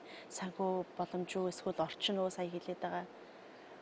Эсвэл яг та нарын өөрсдийнхийн чинь одоо цаг уурын байдал байгаа. Өвлийн үед болохоор яг нэг хэд Монголд 12, 1, 2 яг эд хүүтэн үед бол бэлтгэл хийх боломжгүй байдаг. Тэгээд 3-4 сард тоглолт таарах юм те. Тэгэхэд бид нар ч доороо хийж бэлтгэлийг 2-3 сарын өмнөөс хийгээд эхэлсэн. Эхлээд ерхий биеийнхаа бэлтгэлийг хийцэн мөн дараа цааш их сүүлийн нэг сар нь тоглолт болон тактикийн бэлтгэлтэй орцсон байх хэрэгтэй байдаг. Тэгэхэд бид нар цаг уурын байдал бол хамгийн түрүүнд байдаг байгаа. За тэрэн дээр хөлбөмбөг болгоно яаж зүйлийг бид гадагшаа одоо хятад бол арай халуун уур амьсгалтай. За мөн Солонгос, Япон гэх мэтчлэн тийм газрууд руу явуулж бэлтгэлийг хамруулдаг байгаа. Тэнд хамрагчаад буцаад ирэхлээр бид энд яг хөөхлөр бэлтгэл зогсдог. Тэгээ сая сүүлийн удаа болохоор битүү зааланд бол орж бид нар бэлтгэлээ зогсоох бодолд хийсэн байгаа. Нэрчээрээ явуулахад бол юм байна. Хамгийн асуудал бол цаг. За дараагийн асуудал бол мэдээж бол нэг тодорхой хэмжээний санхүүгийн асуудал бид нар бол байдаг. Хамгийн том асуудал нь бол цаг агаарын асуудал. Ер нь гадагшаа олон улсын уралдаан тэмцээнд оролцоход ч гэсэн ер нь бас саяын кинон дээрээс би бол хөлбөмбөг бол нэг сайн мэддэг бас дуртай биш л дээ уучлаарай. Харж байхад бол тэр сэтгэл зүй байдал бас их чухал байх шиг байна тий. Ялангуяа тэр хурдан маш хурдан хугацаанд богино хугацаанд тэгээд шийдвэр гаргах гэл тий бас янз янзын гоё сонин зүйл миний хувьд бол бас их сонин санагдчихлээ л да. Ер нь гардмагна бас ахлагчийн хувьд бас багийн гишүүдтэйгээ сэтгэл зүйн хувьд бэлтгэл хийх болон тэднийгээ бас тайван байлгах итгэлийг эцсийн мөч хүртэл сая Зоран бол хэлээлээ шүү дээ. Та нар ялан болон ялагдсан ч гэсэн энэ бол шагнал гэл ингээл тий. Бас ийм дасгалжуулах юу бол ахлагчийн хувьд бас багт үүрэг их бий үз. Тэг яг одоо яг саний хэлж байгаа дээр тамирчин хүнд өгч чадахгүй хоёрхан зүйл нэг санийх туршлага. Нэгд бол туршлагыг бол өгөхөд бол цаг хугацаа хэрэгтэй. Шууд ингээд дасгалжуулагч бол өгч чадахгүй. Тийм болохоор цаг хугацаа хэрэгтэй. Цаг хугацаанаас тоглож иж суралцаад туршлага авна. Хоёр дахь нь саяны таны хэлж байгаагаар бол мэдээ сэтгэл зүй. Сэтгэл зүй дээр тэр хүн өөрөө давж гарах хэрэгтэй тэр хүн. Яг нөлөө өгөөж болно. За залуу тамирчид дээр туршлагатай тамирчаараа зааж өгөө те. Энэ дээр ингэдэм юм аа. Энийгээ ингүүл зүгээр гэж алдахаас нь сэргийлээ зааж өгдөг нэгт. Эсвэл тэр тамирчин залуу дээрээ алдаад үзэж алдаад тэрэн дээр дахин суралцаад ингэж болохгүй юм байна гэдэг тийм туршлага хоёр байдаг. Тэр хоёрыг л дасгалжуулагч арга барил шийднэ гэсэн үг. Одоо дасгалжуулагч ахмад тамирчин аваад энэ залуу тамирчинтай нэгж уялдуулж хурдан сайжруулна. Эсвэл энэ хүн тамирчнаа олон жил авч явахын тулд яг тогтмол юу гэмдэ одоо алдаан дээр нь суралцуулахын тулд одоо байнга л хичээлүүлэх л тийм л хоёр зам л гэсэн. Тэгээд миний саяны хэлж байгаа тэр бол өөрөө чи хувьд хамгийн одоо шийдвэр гаргахад одоо буруу шийдвэр гаргаж исэн тийм тохиолдол бий юу? Яг тэг эцэгтэй тоглолтын үед гэдэг ч юм уу одоо гол гэж хэлдэг тий. Гол хийхин одоо өмнөх ч гэдэг юм уу. Энэ тийм бас нэг суулжуулагч Филиппиний манай одоо Майкл суулжуулагч Филиппиний шив байсан. Манай Монголын суулжуулагч Монгол хүн байсан. Эрдэнэт тэгээд манай одоо суулжуулагч байсан. Тэгээд манай хоёрыг хоорондоо тоглож байхад нэг болцааг манай нэг хүн улаагаад бид нар аюу их тийм тоглож исэн л та. Тэгээд би яг нэг болон дээрээс яг кросс хийж хахад булааж аваад би хойтлын хөндөө өгöd урагшин цохиулаад цаг дуусчихсан байхгүй. Тэгээ би яг хойшоо өгöd таслуулаад тасалж аваад би хойшоо өгöd гэсэн чи хоёр хүнийхээ голд хайцсан. Тэгээд тэр хоёр нь хоёулаа зангаа зогсчихсон, нөгөө нь авчиад пас өгöd тэр нь ингээд зохиод гол орцсон тийм боломж гарсан. Тэгээ би тэн дээр яг шууд л өөр дээр л алдаагаа шууд л тэр тамирчин гихгүйгээр би өөр дээр л авдаг л да бүх юмыг. Миний алдаа л гэж боддог. Бүх юмыг энэ ч алдсан. Энэ дээр би ингэх байсан уу? Ингэж би болох байсан уу гэдэг дүгнэлтийг дандаа хийдэг байхгүй. Тэн дээр би хэрвээ яг голд нь өгж байгаа гэхдээ яг миний шийдвэр бол энэ хүн баруун нараа зөвхөн энэ зүүнээрээ зөх учраас ингээд өгчөө гэдэг миний шийдвэр байсан. Тэгэхгүйгээр би хэрвээ энэ хүнд өгсөн бол энэ хүн шууд цөлчихвэс хоёр хүн ингэж зангахгүйгээр цөлчихвэсэн тийм боломж байсан баг. Тэгээд энэ дээр бас айгүй том тийм алдсан гэх юм аа тийм юм байсан шиг. Манай санаж цагаа санаж байгаа. Та санаж байна Майкла? Сая. Тэгээд айгүй банана шот. I remember I told them many times honestly when I started with the Philippines I was didn't take Mongolia seriously, which was a big mistake. And in Philippines the stadium was incredibly full. It was a big euphoria in Philippines that time, and we were very lucky in the last minute because of this mistake to score the second goal. And then we came 1 month later. We come to Mongolia from 30 degrees to -25 in March. Yeah. And we scored the first goal, and I thought because 2-0 in the first game and 1-0 in front, I thought the game was over, but it was not. So Mongolia made 1-1 before halftime, 2-1 after in the second half, and I thought, I started, outside many Mongolians, ice cold weather, and we couldn't move anymore. I was standing like an ice block, and we were very lucky to succeed to the next round. And I already saw at that time that there is a potential here, and made me curious. And this was a good memory for me. Then also. Now to come to Mongolia. Hopefully we can do a similar story. I'm very positive about it, to be honest. Сонирхолтой тийм. Түрүүт ер нь дасгал сургууль бэлтгэлийг ер нь хэр их удаа хийдэг вэ? Тэмцээний онцлог чанараас болдгоо эсвэл бол ер нь бэлтгэл сургуулийн цагийг яаж зохион байгуулдаг вэ? Шигшээ багт тийм. Дасгалжуулагч манай Майкл дасгалжуулагч маань ерөнхийдөө биеийн ерөнхий хөгжил рүү их анхаарат байгаа. Бид нараас анхнаас нэг тэр нь бас Монгол дасгалжуулагчийн хандлагаас арай өөр байна уу? Арай ондоо. Бид нар ч нэг багасаа хүлэн арай жоохон өөр төвчнөр тоглолцоо. Яг мэргэжлийн төвчнөр яг нэг академиас яг нэг гарсан хүмүүс бас биш болохоор зөвхөн клуб тоглох, клуб нь болохоор нэг хичээлийнхаа цаг заадаг. Манай дасгалжуулагч одоо яг гэдэг нь биений одоо тамирчин үний яг биений гойны булчин ямар байх хэвээр те тэр ингээд биений ерөөхдөө тэнцвэр биений ерөөхдөө чадал мадал тиймэрхүү эхлээ бэлдээд дараа нь хөлбөмбөг тоглох гэдэг. Эхлээд биений хүч рүү ордог. За уучлаарай түрүүтээ хоёлаа сошиал сувг руу орохоор дахиж яг энэ нэрийг өргөжлүүл их сонирхолтой яриа хэлж илээ. Тэгээд найруулагч нэвтрүүлгээ дуусгаарай гэж тагч байгаа шиг байна.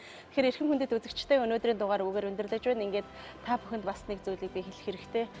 2018 оны одоо эхний улиралд бидний төлөвлөсөн дэлхийн түүхэд уран бүтээлийн маань одоо хугацаа ингээд өнөөдрөө дуусч байгаа. Хэдийгээр өнөөдөр дуусч байгаа ч гэсэн зуны турш одоо буюу өөрөөр хэлбэл 7-8 сард Монголын үндэсний олон нийтийн телевизийн 1-2 дугаар сувг болон мөн сошиал платформудаар бид нар таталтуудаа явна. Тэгэхээр өнөөдрийн манай дугаар 2018 оны 3 дугаар сарын 6-наас аваад яг 3 сарын хугацаатай ингэж өнөөдөр 14-5 дахь одоо киногаа та бүхэндээ төлөвлөж байгаадаа маш их баяртай байна. Ингээд эхний улирлын кино болгонд биднэрт үнэнч үзэгч байж биднэрт өөрсдийнхээ одоо урмын үгийг харамгүй мелаж усны эрхэм үзэгч та бүхэндээ маш их баярлалаа. Ингээд дараагийн дугаар буюу 2018 оны 8 сарын 25-ны үед 25-ны дугаараараа иргэн уулзъя. Баяртай эрхэм хүндэт үзэгчтэй.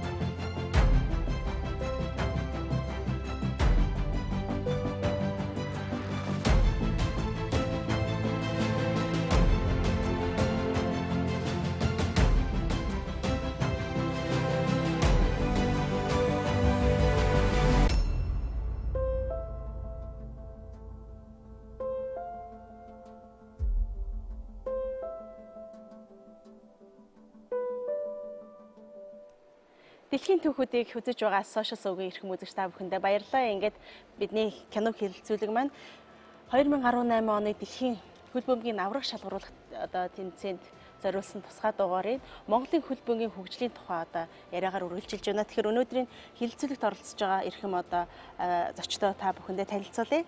Амгалан Баатрын Ганбаатар Монголын хөлбөмбөгийн холбооны ерөнхийлөгч, Оросогийн амар сайхан Ливерпул фэн клубын тэргүүн Майкл, Монгол Улсын үндэсний шигшээ багийн ахлах дасгалжуулагч, Гармын мөнгөчүүлэн Дэрэн хөлбөмбөг спорт клубын үүсгэн байгуулагч, Баясгалангийн гард магна Монгол Улсын үндэсний шигшээ багийн тоглогч, Дагнагийн Төрбат Монгол Улсын үндэсний шигшээ багийн оролцогч гэсэн ийм Монголын хөлбөмбөгийн нэр төцөлтнүүд өнөөдрийн манай сошиал хэлэлцүүлэгт хоригдсон оролцож та бүхний хүссэн асуултад бас мөн сэтгүүлч оюун чимгийн асуултанд хариулж байна. Ингээд яриагаа бүгдээрээ үргэлжлүүлээ. Сая Түрбатын нэр жахнанд ороод энэ уучлаарай.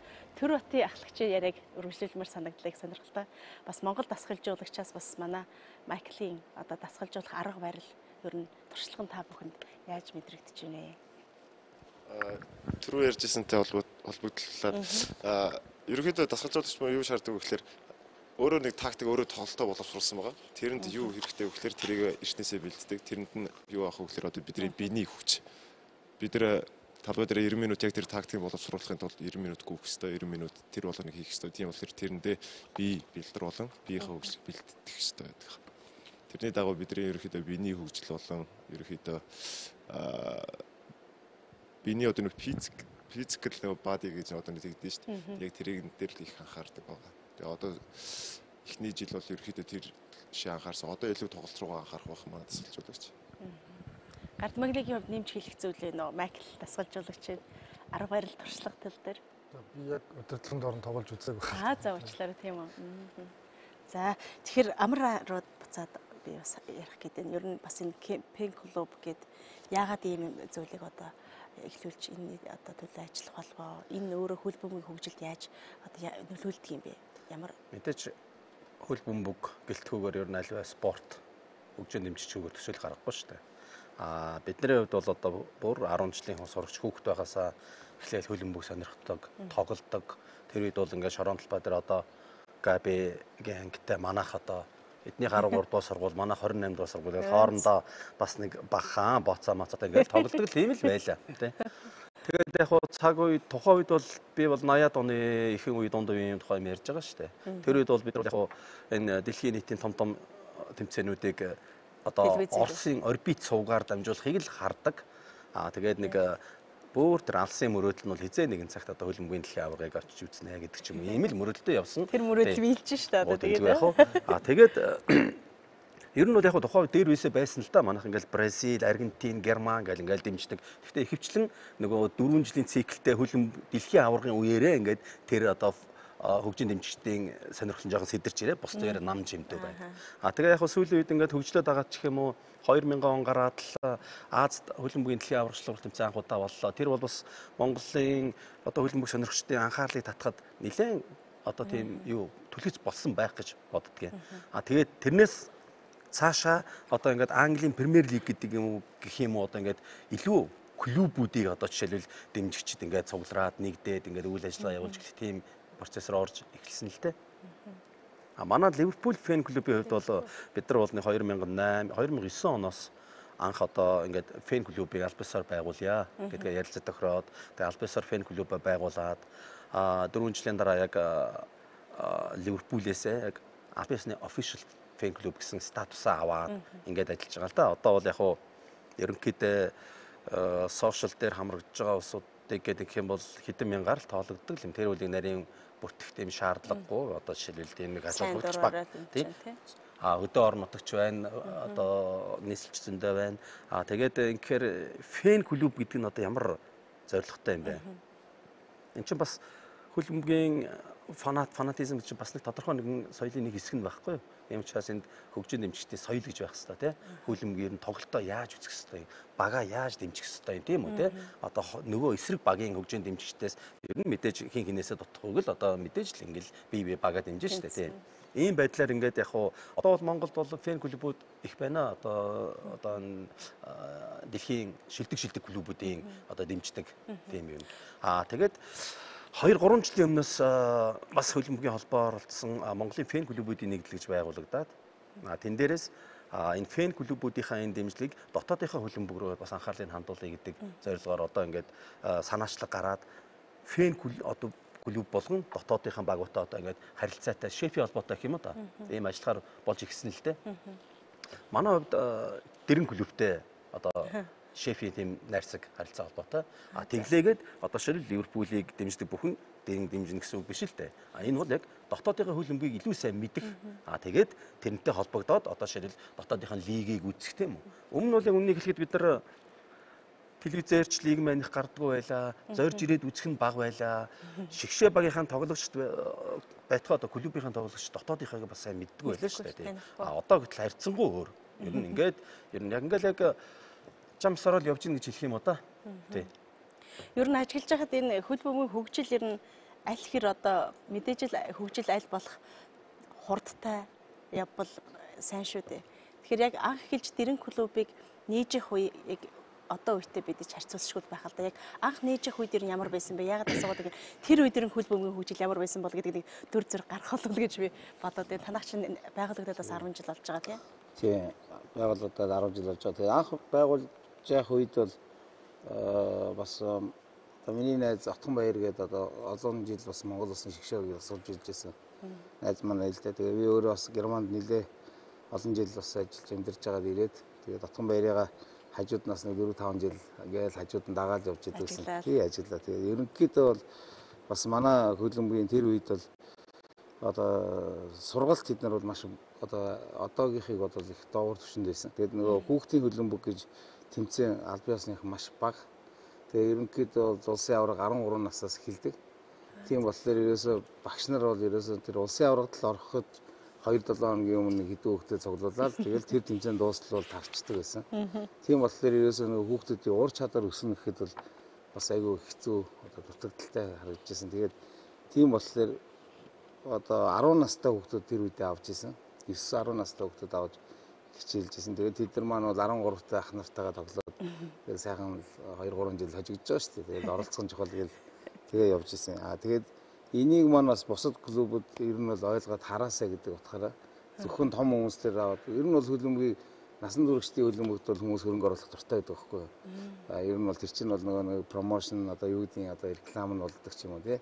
Хүүхдийн хөлбөмбөгт бол ер нь бол одоо бас хөрөнгө мөнгө зарцуулдаг хүн ховор байсан тий. Тэр үед тэгээд энийг бас одоо Монголд бас нэг хүүхдүүдтэй л анхаарахгүй болохгүй гэдэг үүднээс л тэгээд нэг хүүхдийн багаа яагаад гаднаас багш нар авч ирж тэгээд одоо 7-8 манайхаар ч 7-8 багш хэлсэн бидгийн гаднаас авч ирж тий. Хаанаас ер нь авах танах болчихно. Азаас авахгүй Европоос бид нар Япон багш байсан, Сербээс олон багш нар ирж байсан. Тий ер нь Серб, Япон хоёр л дагнажсэн да. Тий Японоос 2 ч багш ирж байсан. Тэгвэл танах клубийнхан бол ер нь бол дандаа гадны сургагч тий яг гараар орж байгаа хүмүүс. Тий ер нь бас яг яага гадаадыг гэвэл бид нар бас нэг ийм шүү дээ. За бөхөр залгуул Монголд бол бүхний багш нар бол байх баг. Яг хөлбөмбөөр гэхэд би бас танд эртний хэлжсэн тий. Гимнастикийн холбоо гэхэд коммунизмын үед тэр одоо Филатовгооч байсан юм одоо яасан 50 хүн төгссөн байт юм лээ. Одоо 50 гаруй хүн гимнастикийн багш Оросд одоо бүр 4 жилээр бас нэлээд төгссөн. Тэгэхээр чинь манай хөлбөмбөгт гэхэд 2 хүн байдаг ч тий. За бид нар өөрхий док багшийн хоёр гэдэг бас ганц нэг өөр хүмүүс бас байдаг гэж магадгүй бас сайн байдаг тий. Томьёор агш. Тэгэхээр ер нь бол мэрэгжилтний айгу хомсдолтой. Тэгээ одоо ч гэсэн бас тийм үү? Одоо бол гэхдээ түрүүн бас Майкл дасгалжуулагч хэллээ шүү дээ. Нодон жил хөлбөмбөгийн холбоо дасгалжуулагчийн жилийг зарлаад маш олон курсуудыг авлаа. Зүгээр бас бид нар тэр олон курсуудыг чинь A B C D гэдэг ангиллууд нь дахиад явж байна. Тэгэхээр бас нэлээд олон үндэсний одоо боловсон хүчинтэй болж байна. Тэгээд тэрнээс гадна энэ жил бас инструкторуудын сургалтууд явуулаа. Инструкторууд нь эргээд зааварлагч багш нар болоод эргээд дасгалжуулагч нарыг гаргаж ирэх одоо тим мэрэгжилтнүүдээ бас болж байна. Тэгэхээр бас ер нь бол тодорхой хэмжээний одоо ахиц дэвшил бол байна. Гэхдээ өшөө сайжруулах юм зөндөө олон байна. Ер нь бол тэгээд энэ хүүхдийн хөлбөмбөгөөс эхлэх хэрэгтэй гэдэг л Тэр болохоор багш дасгалжуулагч нар. Та зөвхөн Монгол хүүхдийн хувьд өөрөө ярьжсэн шүү дээ. Монгол бол бас азар маш их сайхан авьяастай хүүхдүүд байдаг гэд хэтгэлтэй хэлж ийн л дээ. Тэгэхээр яг хөө мэдээж тэр ургацыг хурааж авах бол бид нар бас тодорхой хугацаа хэрэгтэй байна. Ер нь тэгээд бусад улс орны хувьд бас яг ингэж хүүхдээс эхэлдэг юм уу? Эсвэл та зөвхөн нөгөө Монгол хүүхдийн авьяас чадвар төсвөр төвчээр гэдэг ч юм уу магадгүй манайх чинь хатуу ширээ бас уур амьсгалтай гэдэг утгаараа ч юм уу? Эсвэл аль яагаад та ерөн хүүхдийг энэ тэгээд бид нар ч шинэ юм зохиож байгаа юм шиг л дээ. Ерөөсөө эн чинь бол олон улсад явдаг сургалтуудтай. Тийм болохоор одоо бид нарт AFC, FIFA-гаас ирсэн сургалтууд бол ялангуяа хүүхдүүдээс эхлэх хэрэгтэй. Хүүхд хөлбөмбөгийн одоо хамгийн доод нас бол 6 наснаас эхлээл тэгээд тэр 10 нас хүртэл нь одоо дорлуулах хэрэгтэй гэж байгаа. Тэ? Тэгээд тэр сайн амлуулаад сайн дурлуулсан байх юм бол дараа нь тэр хүүхдтэй ажиллаж болно. Одоо шаардлага тавьж болно. Тэгээд миний хувьд болохоор ягаад ч юм нэг хөлбөмбөг мэддэггүй сонирхдаггүй болохоор тэргүй жоохон хортгол амжилтанд хүргүүлэх энэ үндсэн шигшээгээл цааш нь аваад явмаар санагдахыг тань шиг юм одоо өөрийнхөө сонирхол одоо тий бүх юмыг мэрэгчлээ болгоцсон тэрийгээрээ бас ингээд мөрөөдлөө биелүүлээд явж байгаа хүнд ийм шигшээ багт ч юм уу арай нэг жоохон олон жил дадлах туршлагатай хүүхдүүдэд илүү цаг заваа зарцуулбал яасан бол энэ бол зүгээр өнгөцсөн миний бас мэдлэггүй хүний асуудал байна та АБ үсгийг л 1-р ангиас нь зааш тий. Тэгэхгүй та шууд одоо АБ-гийн заагаагүй хүүхдээс 7-р ангиас дээдтэй ороод ч юм уу одоо ингээд цаашгаа нөгөө юм чи явахгүй л тий. Тэгэхээр тийм болохоор тэр АБ-гийн бол яг зааж яваад тэр дистратай шат тэгээ өдөр тутам байх хэрэгтэй шүү дээ. Тогтмол. Бид нар энэ юуг л тогтмол хөгжил байнгын. Тийм болохоор одооны ялгаатай юм бол одоо жишээ нь манай клубд явж байгаа хүүхдүүд хамгийн бага явж байгаа нь 7 хоногт 2 явж байгаа. Тэгээд одоо өөрөө боломжтой сонирхолтой авьяастай байвал хоногуд нэмэгдэж байгаа 6 хоног хүртэл одоо 7 хоногийн 6 өдөр нь бэлтгэлтэй байгаа. Тэгээ би тэнд бас нэг хэлжээ цагаан сараар хүртэл манай хүүхдүүдэд бэлтгэлтэй байна. Та гэсэн бөхчүүд бас байж. Бөхчүүд болно шүү дээ. Нэг хүн хүний төрөл нэг хүн бүх яг хөө тийм манайх чинь бүгд ирж явах хэрэгтэй. Бүх багаараа ирж тэр бэлтгэл чинь үр дүн төрнө. Тийм болохоор бас бүгдээрээ нэг нэгэндээ шаардлага тавина. Тэгэл одоо цагаан сараар юу гэдэг бууза багийн дээр ч гэдэг юм. Тэгэл тэдний өдөр хилтгэлтэй шигээл ингээд явна шүү дээ. Бүх хүүхдүүд тоглож явахад одоо ингээд зуны амралтаа хүүхдүүд тоглоход манай хүүхдүүд бол одоо эргээл халуун наран нөгөө бэлтгэлээ хийгээл одоо ажиллаа хийж байгаа юм шиг л одоо ингээд цагтаа ирээл явж байна тий. Тийм болохоор ирээд том одоо хүн болсон хойноо бол гэхдээ энэ нь бол зөвхөн хөлбөмбөг биш амьдралд нь маш их хэрэгтэй болно л бид нар бас үзэж байгаа. Олон улсад ч гэдэг. Ер нь яг ингээд та бүхэнтэй ярьж хахад энэ хөлбөмбөгийн хөгжил гэдэг юмыг нэг улсын бодлого энэ төр нэг яам хөгжүүлээд тахаас илүүтэй нэг бага наснаас одоо сая нэвтрүүлэгт орж иж байхдаа одоо ерөнхийлөгч амар хоёр ярьж илээ штэ. Битгой шиг 10 жилд ингээд 5 төгрөгөөр бооцоо тавиад тоглодог байсан гэд. Ингээд дандаа нэг сонирхож байгаа хүмүүсийн нуруунд дээр гэдэг ч юм уу явж байгаа юм шиг зүгээр юм нэг ажиглалт төрж ийн л да надад. Хамбатар ерөнхийлөгч ер нь одоогийн яг одоо хөгжлийг хаана хэн авч явж байна? Хөрөнгө оруулалт ирний салбарт хэр орж байна? Би бол одоо банк жишээ авч яриад идэв юм л дээ. Одоо алэг бөмбөг, шотой бөмбөг гэл. Энэ манай хөлбөмбөг чинь гоё шүү дээ. Таалцтай те, олон таалцтай. Тэгээ тэр дэрэн дээр нэг ингээд оролцогч талын бичгээр ингээд бүтэн бөмбөг болдог байхгүй. За тухайлбал мэдээж хөлбөмбөг дуртай. Хөлбөмбөг тоглож байгаа манай одоо ингээд тамирчид тийм үү. Тэр нь одоо нэг тааст бүрдүүлж байна. За үүнийг одоо дасгалжуулж байгаа манай гадаад дотоодын дасгалжуулагч нар. Тэр ахаа нэг таастыг бүрдүүлж байна. За хөгжөөнд дэмжигчгүй хөлбөмбөгийн тухай ярих юм байхгүй гэдэг амраа хэллээ. Амраа одоо нэг юм тийм энэ хөгжөөнд дэмжигч нэг таастыг бүрдүүлнэ тийм үү. За манай дэрэн клубүүд одоо ингээд системтэй хөлбөмбөг хөгжүүлж байгаа. Маш олон клубүүд байгаа шүү дээ. Энэ клубүүд ч өөрсдөө ахаа нэг таастыг бүрдүүлнэ. За холбооны бодлого одоо зөв байх хэрэгтэй тийм. За үүн дээр бид нар чинь нэг төрийн оролцоо гэж бид нар яриад байна. Төрийн оролцоо нь бол тусдаа шүү. Улс төрийн асуудал төрийн оролцоо бол өөр ойлголт. Төрийн дэмжлэг гэж байдаг байхгүй. Засаг нь яаж дэмжих вэ? Сая кинон дээр жишээлбэл засаг дэмжих гэдэг унж байгаа байхгүй. Тийм ээ. Засаг дэмждэг газрууд байна. Холбоон том болцсон бизнес болсон газар бол засаг бол төдийлө оролцохгүй тэргээд хөгжлийн төвшнгөөс ялгаатай. Одоо яг манай хөлбөмбөгийн хөгжлийн тухайд бол засаг оролцох ёстой үе нэг байхгүй. Яагаад? Яагаад гэвэл хөлбөмбөгийн холбооны бидний тавьсан зорилт. За олон улсын хөлбөмбөгийн холбоодоос хурж ирж байгаа санхүүжилт тийм. Бүх юмаа бид нар чинь ингэж жишээлбэл эмэгтэй хөлбөмбөгт биднээс мөнгө хойролтой шүү дээ. эмэгтэй хөлбөмбөгт 15 хүртэлх хуваарлалт энэ одоо зарцуулаарай. За та нар бодлого сургалтандаа ийм хийгээрэй. Өдөн төгрөгийн зарцуулаарай. Гадагшаа явсан томил тэмдэ ингээрэй. За шгшээгийн зардалт нэг өдөн төгрөг болно шүү. Ингээд харахаар илүүчлэх буюу цаашаа бид нар мөрөөдөлд хүрэх тэр мөнгө санхүү бид нар төлцөхгүй байхгүй. Тэгээ бид нар чинь үүнээс гадна орон нутгийн хөгжүүлэх санал гэн шгшээ багаагаа дэмжих санал гэн тийм ээ.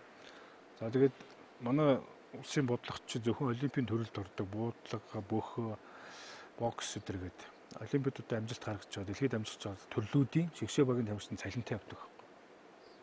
Тэгэхээр манай шгшээ баг одоо байнга одоо бэлтгээд одоо байнгын бэлтгэлд хамрагдаад эхэлсэн жил 2 жил болж шүү дээ. Энэ залуучууд маань түрүүний Баттөр эдрийг хэлж байгаа Түрбат эдрийг хэлж өмнө баггүй. Гэрүүлээ яаж авч явах юм? Хажууд нь бас амьдрал нь байж байгаа шүү дээ. Тэг мэрэгжлийн хөлбөмбөгөөр явах юм бол мэрэгжлийн хөлбөмбөгөөр амьдралаа авчих хэмжээний цалинтай байх шүү дээ. Гадны хөлбөмбөгчийн жишгч тийм. Мэрэгжлийн болвол энэ хөлбөмбөгөөр амьдрал хөлбөмбөгөөрөө мөнгө олж тэргээр амьдрах хэрэгтэй шүү дээ.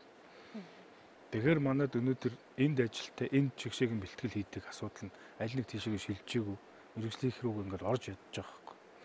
Тэгээ энэ үе жишээлхэд шгшээ багийн дасгалжуулагч, за шгшээ багийн тамирчдыг төр жишээлхэд багийн одоо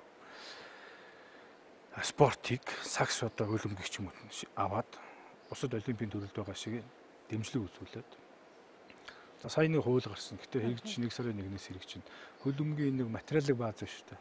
Гаднаас үржиж байгаа бөмбөгнүүд байж байна. За өнөөдөр байгуулж байгаа талбайн дээр түүхий идүүд байж байна. Ховц сунараас авахгүй гайлаар орж ирэхэд толбон дээр татвар оногоод идэх байхгүй. Маш их татвар болдог шүү дээ. Өнөөдөр жишээлбэл Дархан аймагт 2 одоо хөлбөмбөгийн талбай 500 сая төгрөг босч очиход хөлбөмбөгийн холбоон дээр одоо 100 гаруй сая төгрөгийн татвар оногч байгаа шүү дээ. Тэр үрийг нарийн одоо хүмүүс мэдэхгүй. Тэгэхээр энэ дээр төрийн зохицуулт үе төрийн одоо дэмжлэг нь энэ дээр хэрэгтэй байх хэрэгтэй байхгүй. Тэгээ бид нар спортын тухай хуульд хөлбөмбөгийн холбооноос төлөөлөлд за үүний өмнө бол бидний гаргаж чадсан идэх юм нь бол ямар ч байсан багийн спортыг дэмжих зарилгаа гаргаж авсан. Гаргуулж тийм ээ ерөнхийлөгч гаргаж ирсэн. За дараа нь боловсролын сайд бол хөлбөмбөгийн сургууль болгонд хөлбөмбөгийн хичээл орох тухай тушаал шийдвэр гаргасан. Тэгээ манайд түрүүний хэлдгээр бүхий спорт маань өргөн дэглэр хөгжсөн учраас тэр биеийн тамирын зааланд заах ёстой хүн нь эсвэл бүхий багш эсвэл одоо сакснэгч юм ингээ байгаад байгаа. Манай хуучин социализм үед бүх баригдсан сургуулийн спорт залууд дандаа нөгөө саксны стандарт.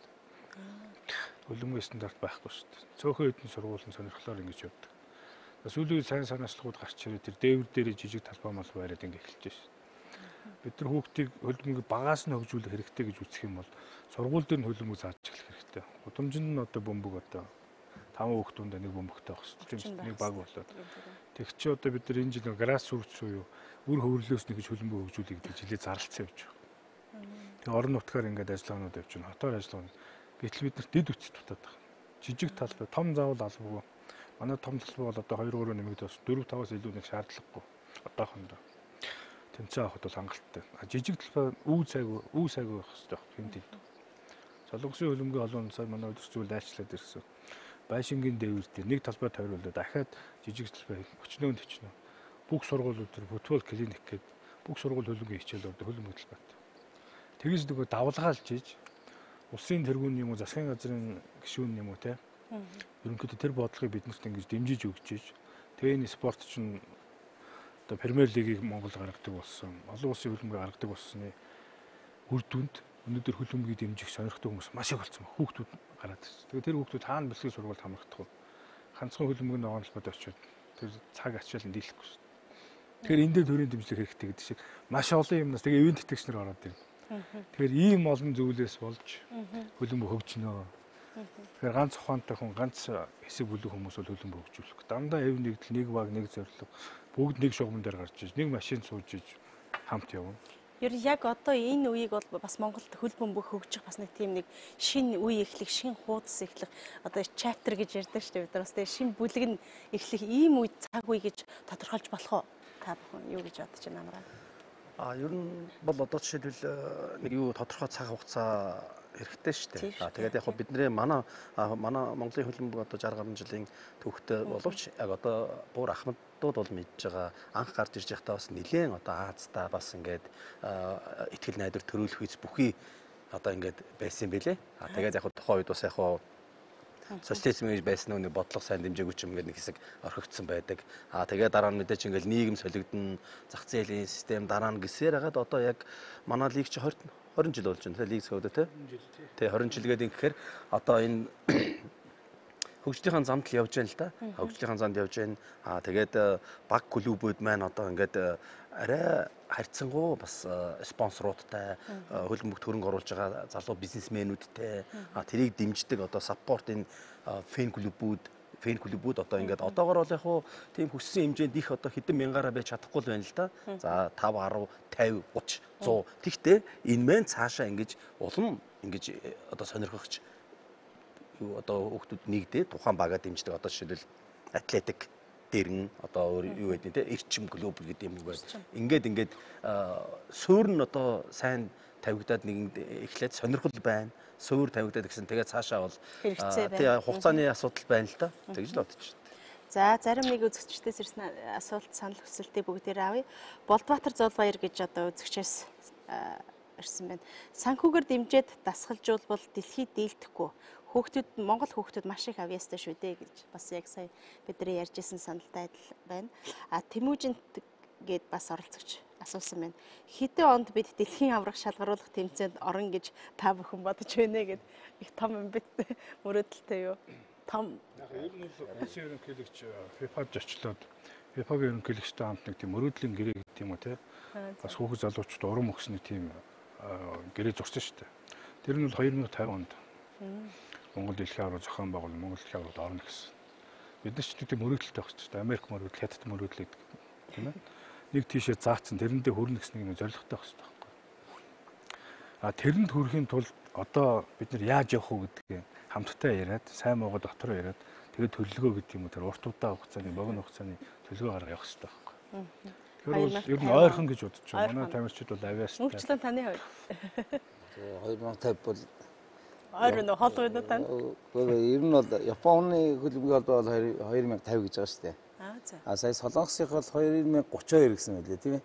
Ер нь бас ер нь тэгээд нэг зорилго тавьчихад байгаа шүү дээ. Гэхдээ авраг олно гэж хэрэггүй хэтрик гэд нэрлэлчихэж байгаа шүү дээ. Нэг 3 зорилт тавьсан гэсэн утгатай юм уу тий. Зөв манайх бол 50 он гэхэд одоо дэлхийн аврагт орно л гэж одоо бид нар бодсон шүү дээ. Тэрнээс өмнө ч гэсэн оруулмаар дээ шүү дээ тий. Ер нь бол өөдрөг байх хэрэгтэй гэж би бодож байна. Яг л шүү дээ.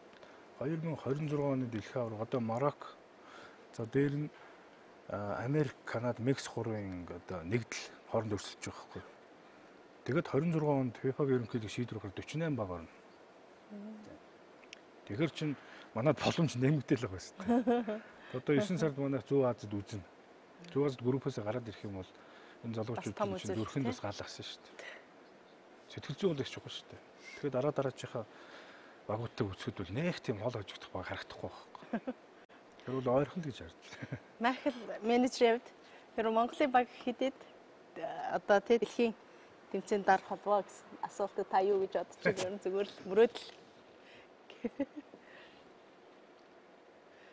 Хэр хол байна? Хэр ойрхон санагдчихэ таны хувьд ер нь бас ажиллаад 1 жил болсон хүний хувьд.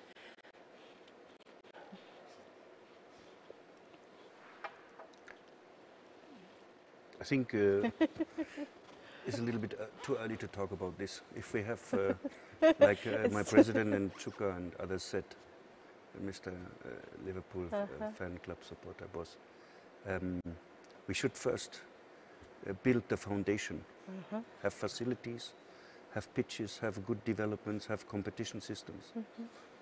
And but I must say there's some advantages that we have because mostly the things is very much focused in Ulaanbaatar. We have short ways, you know, we can organize very, very well. We have all the youth players at hand. So if we implement a good system, it is possible. But when, I cannot say, because I will probably not be there anymore. But it would be I would be very happy if I'm in Germany or in Japan to see that Mongolia will qualify for the World Cup. Maybe this will be the head coach or Garida. And anything is possible. This is really so, no, in football. This is interesting. There's many examples like Thailand. Chuka knows maybe the story of Thailand. Thailand was like Mongolia 10 years ago, not much better. And now they compete on a really strong level, which nobody had expected. Yeah. And if you look in Thailand, I can really say what they did. I played against Thailand with Philippines, and I know I played 212 and 218 now. Is like day and night. Very professional youth development. Everything is there. This is also possible in Mongolia. But before we talk about big things, which are possible, we have to first build from the scratch. And we have the right people now in place. They already started, and they did a very good job so far. But it's just the beginning. And I want to sell dreams, and I'm happy to dream about things. It's very important, but we have to also be a little bit realistic. And in Germany, Chuka can translate this for me. Ohne Fleiß kein Preis. Without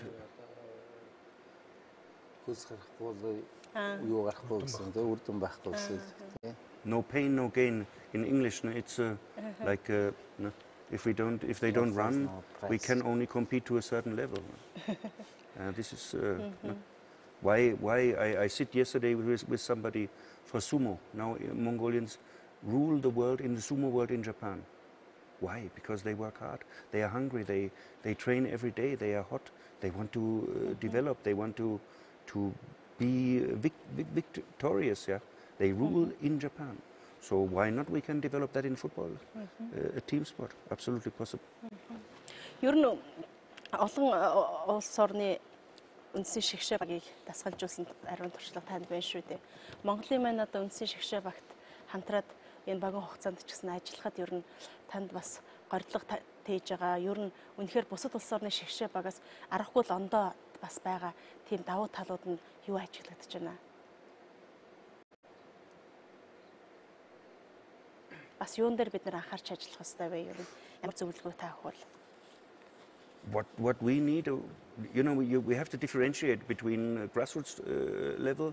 We have to differentiate about the club competition in the first, second, and third league maybe. And we are here on the elite level, on the top level. Yeah. And on the top level, the players still have many lack of basic stuff. So when I'm talking with my colleagues, I say we are national team maybe, yes, but we are also like youth coaches. Yeah, for example, for Turbat, he has still many things to do.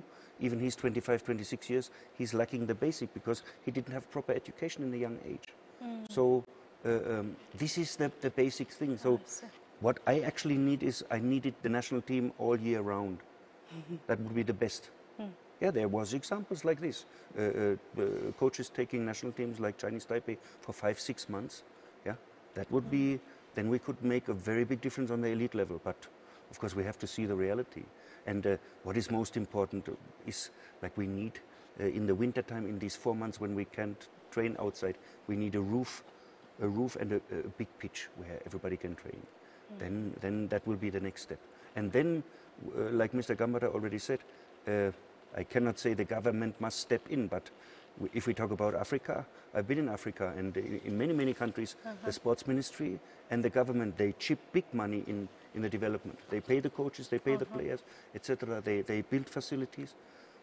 So if we want to do something, obviously we need help, either from the private sector or from the government.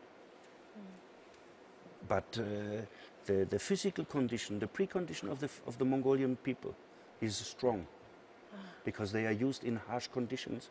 So the physical condition is strong. And this is a big advantage compared, for example, to Southeast Asia, like Malaysia. They fear us. They fear us. Yeah, they fear us. Honestly. It's like this.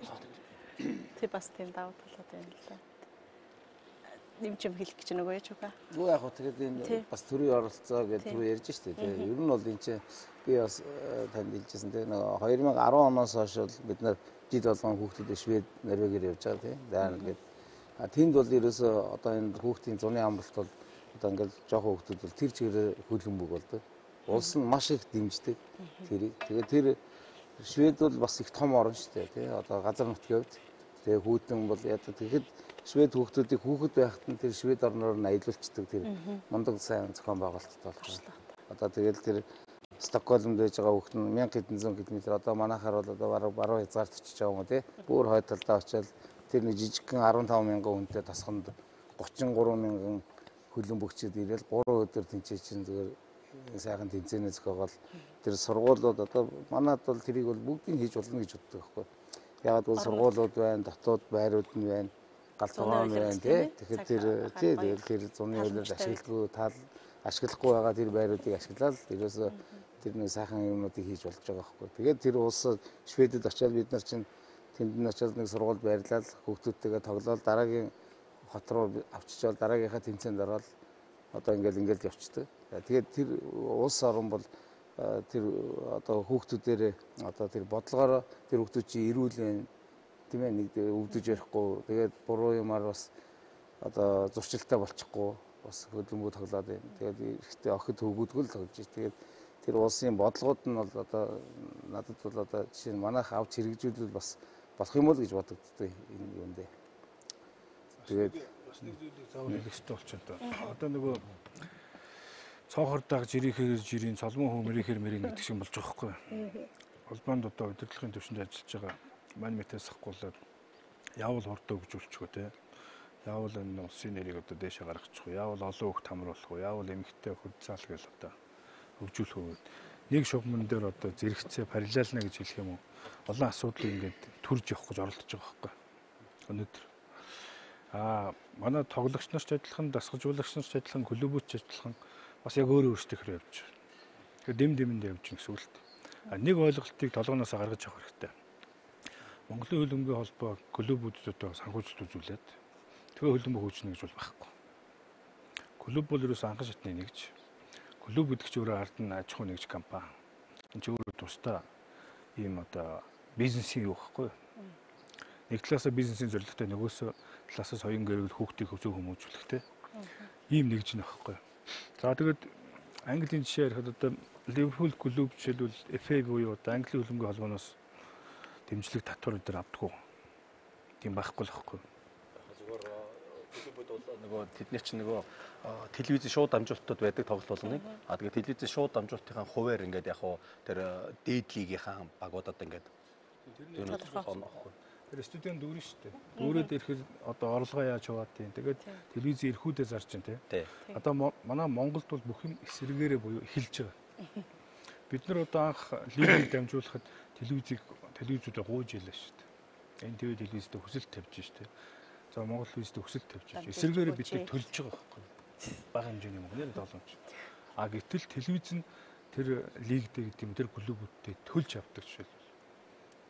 Яг тийм зөв явж байгаа системтэй тогтолцсон тийм байна. Манайх тэрлүү нь одоо ингээд эргүүлээд явж байгаа байхгүй. Эргүүлээд. Одоо биднэрт ганцхан хэрэгтэй нэг л юм байна. Тэрийг би холбооны ерөнхийлөгчийн үед энэ хөлбөмбөгийнхаа гэр бүлийг уриалаад нэг 9 сараас нэг засаг төрийн тэргүүн одоо засгийн газрын тийм ээ тэргүүл нартаа нэг хүсэлтэй гэдэг байхгүй. Тэр бол маш энгийн. Сонгуулийн үед бол манай улс төрчид маш олон юм амлалтдаг. Би ч өөрөө улс төрийн талбарт бас олон удаа улс төрийн одоо тэр үйлчлэгээний сервис хийдэг хэсэгт нь бол ажиллаж ирсэн. За яагаад бид нэг сургуульд нэг жижиг талбай, нэг сум дүүрэх нэг жижиг талбай тий? Орон нутгийн хөгжлийн сангаар засгийн газрын нөөц болцсон. Одоо манай ерөнхий сайд чинь спорт одоо энэ юунд их дуртай өөрөө бас их тийм ээ хичээллэж барьдаг. Тэгээ газар дээр нь асуудлыг өнөөдөр ингээд шийдээ яваад байна. Газар нь очиж тийм шийдлээ. Тэгэхэд ерөөсөө нэг дүүрэгт байж байгаа хоёрхан сургуулийг л жижиг талбайтай, нэг аймагт байж байгаа хоёрхан сумыг л жижиг талбайтай хөлбөмбөөр хичээлдэг. Тийм болгоол тавьчихад бол нөөц болцсон мөнгө нь бол бага байхгүй.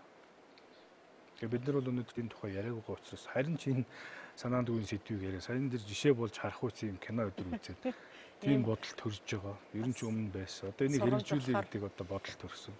Энэ дээр манай одоо нөхдүүд манаас дэмжиж тийм ээ. Тэгээд ийм юм дээр засгийн газрын дэмжлэгийг авахгүй бол бид нар олон улсын хөлбөмбөгийн холбооны юм уу Азийн хөлбөмбөгийн холбооны эсвэл пүүс компани үеийн тэтгэл энийг хийн гэхээр хугацаа их аль. Жишээлбэл дэлхийн хөлбөмбөгийн холбооноос нэг жилийн төсөлд бид нэг талбай л барьж хэмжинэ. Дараа жил нь гэрэлтүүлж хэмжинэ. Тэрний дараа дээврээ хааж хэмжинэ. Тэгээд суудал тавьж хэмжинэ. Тэгэхээр 4 жилийн дараа нэг бүтэн стадион гарчиж байгаа. Тэгэхгүй засаг энийг дэмжиж явах юм бол хаасайгүй grassroots гэдэг шиг хаал бөмбөг ойж тэнд хүүхд тоглож хүүхд баан тэнд бөмбөг ойж идэг. Энэ жижиг талбайнуудыг хаасайгүй сагсны талбай шиг тийм үү? Бүхний секц ингээ оруулчих юм бол Монгол хөлбөмбөг бол богино хугацаанд хүчтэй хөгжих юм боломжтой байхгүй. Би физиологийн хувьд бол хэллээ. Бид нар одоо идэж ууж байгаа юм ч үгүй юм, цаг агаартай ч үгүй юм. Ямар ч одоо тийм улстай ямар ч тийм хүмүүстэй үзэхэр байгаа. За энэ дахиад юу яасан бэ? Асуулт авцсан байна. Монгол хизээ дэлхийн авраг шалгаруулах тэмцээнд оролцох вэ гэд Ганбаатараас асууя гэж байна. Монгол улсын хамгийн өнтэй тоглогч хэн бэ? Энэ ч одоо клубүүдийн нууц ах тий. Яг нэг үеийнхээ сүүлийн үед нөгөө миний үеийнхэн одоо моринд орчих юм аа. Морь үйдэг болцсон байна. Би багасаа хөлбөмбөг амраа үйд нөгөө шороонд тоглох өссөн учраас чадан яд нэг клуб чирээ явсан. Одоо ариус гэдэг клуб байдаг. Өөрөөсөө санхүүжүүлээ явдаг. Асар их зардал гардаг. Одоо үеийн сайхан залуучууд бол бизнесмэнүүд ингээд клуб авч тийм ээ. Клубөө хөгжүүлж байгаа байхгүй. Мундаг бас санхүүжилттэй сайн клубуудад дээдлэгт гараад ирсэн. Манай тамирчид бол яг барууны энэ тамирчин шилжих хөдөлгөөн биеиндээ одоо бизнесийн зарчмаар гэрээлэгдээд сайн тамирчтай ингээд яаж ч клубуд авч шít. Тэрэн шиг одоо манай сайн клуб тоглож байгаа. Тэр бот жишээлгээд одоо ямар хүнээр ямар гэрээс би мэдэхгүй.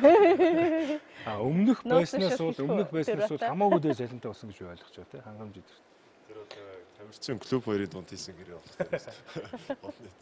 Би бол гадарлахтай зарим нэг мэдээллийг авсан. Тэгвэл нарийн ширийн бол би ярихгүй. Ер нь бол өнөөдөр яг хөлбөмбөг төр цалингаа аваад амьдрах хэмжээний бас тийм боломж гарч ирж байгаа ч зарим клубт тий. Тэгвэл хөөхтөд залуучууд бас ер нь энэ спортоор сайн тоглодог бол хэдий сайн хичээн тэр тусмаа илүү цалин авах ч юм сайн гэрээ авч чадах болно гэдэг. Ер нь тиймэрхүү систем маань тодорхой хэмжээний хэдэн клубүүд маань тавиад эхэлчихэж байгаа болохоор тамирчид маань тэрийгэ дагаад сайжрах болон илүү хичээллэх тал дээр илүү шаргуу ажиллаж эхэлж байгаа. Уучлаарай мөнгөний тоо биш л дээ. Гэхдээ чи ер нь хэдэн жилийн дараа хөлс хөдөлмөрөө урсгасны дараа ингэж тэр одоо бас гоё хөссөн тэр хангалттай гэрээг хийж чадсан бэ.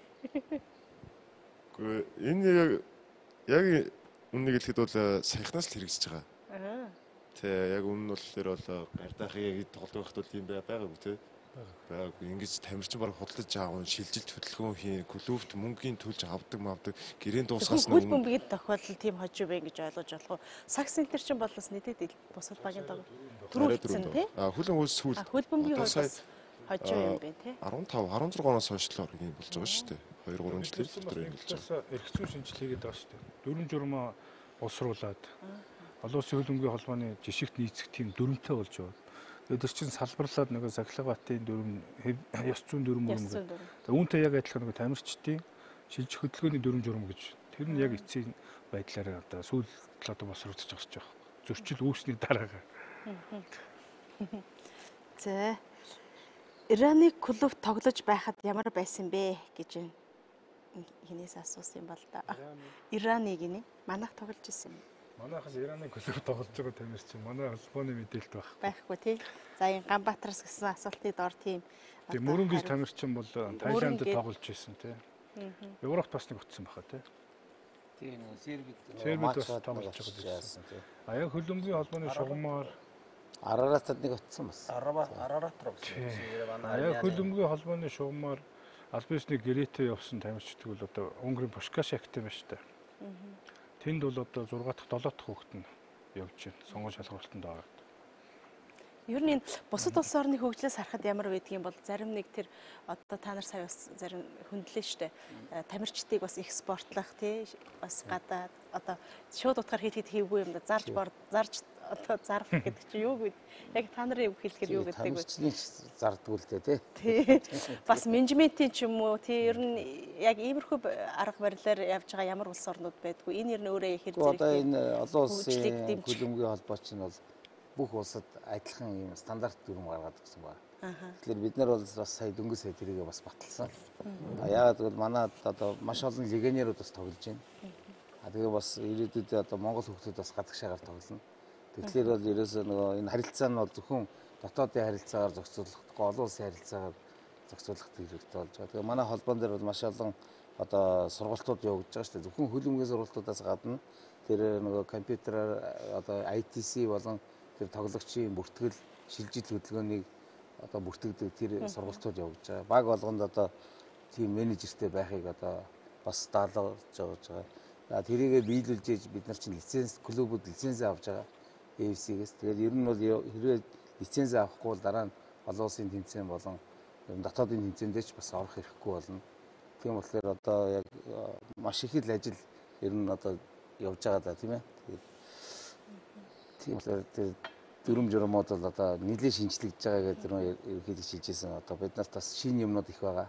Урд өмнө үзэж тулгараагүй тий туршаагүй.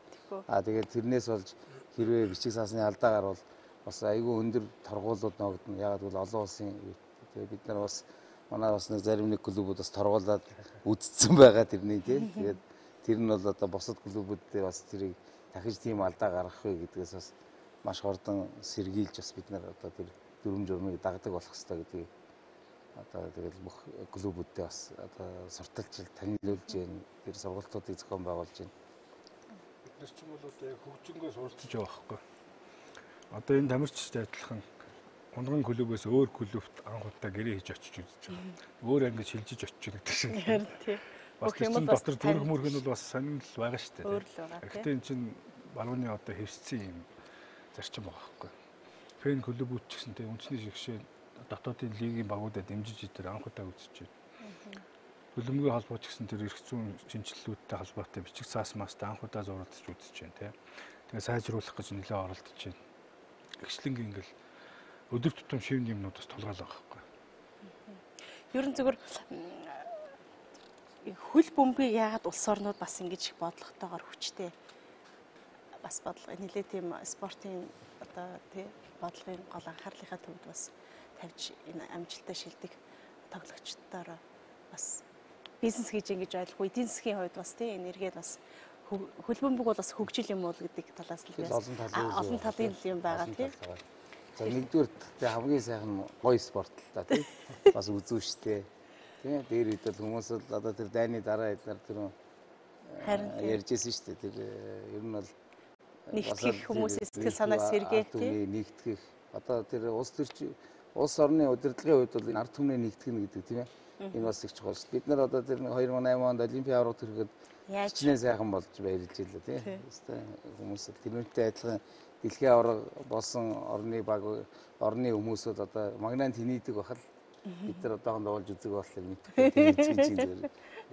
Хамгийн мундаг нь статистиктай байгамлалт шууд хараал хэлж байна. Одоо хамгийн олон хүн үзэж шүү дээ. Тэгээд хамгийн олон хүн нэг дор суугаад тэр спортыг одоо үзэж болж байна. Дэлхийн хэмжээнд үү Монголд уу? Ерөөсөө дэлхийн хэмжээнд. 150 мянган хүний суудалтай стадион гэж байна шүү дээ. Тийм ээ. А тэгэх чинь бусад спорт бол яаж тэгж суух гээд тийм том одоо орон зай байхгүй шүү дээ. Тэргээрээ бол үнэхээр хамгийн агуу болж байгаа. Гайхамшиг. А тэгээд яг тэр багада тоглож байгаа тоглогчдын талбай дээр гарч байгаа хөлбөмбөгчүүд бол 22 болоо явчих шүү дээ. Энэ суудал сууж байгаа хүмүүсээ нийлүүлэл одоо 30 мөчөөр явчих шүү дээ. Яг тэр талбай дээр гарч байгаа тоглогчдын гэдэг юм уу тэмцэлж байгаа хүмүүсийнхээ тоогоорч гэсэн бас маш олон байгаа байхгүй. Тэгээ хөлбөмбөг бол яг нэг талаасаа бизнес гэж байна. Маш өндөр цалин пүнлүү. Одоо тэр Рональдо, Месси одоо хамгийн өндөр тамирчид Неймар гэдэг. Тэднээсээ эхний 10 дурддаг тамирчдын цалин пүнлүү тэр рекламын орлогыг ингээд нэмээд үсэх юм бол манай Монгол улсын төсвөөс даваа авчих байхгүй. Бас нэг талаасаа маш их орлоготой тийм спорт байгаа байхгүй. За баярлалаа. За амраа жаргал сайхан гэж үзэгч асуусан байна. Хөлбөмбөг сайн тоглодог хэрнээ холбоотой яаж харилцаа тогтоохоо мэдэхгүй байгаа хүүхдүүдийг нээж илрүүлэх тал дээр ямар ажил хийж байна вэ гэсэн. Тийм. Одоо бол яг ингэж ойлгомоор байна. Одоо хөлбөмбөг бол клубын системээр хөгжнө Монголд.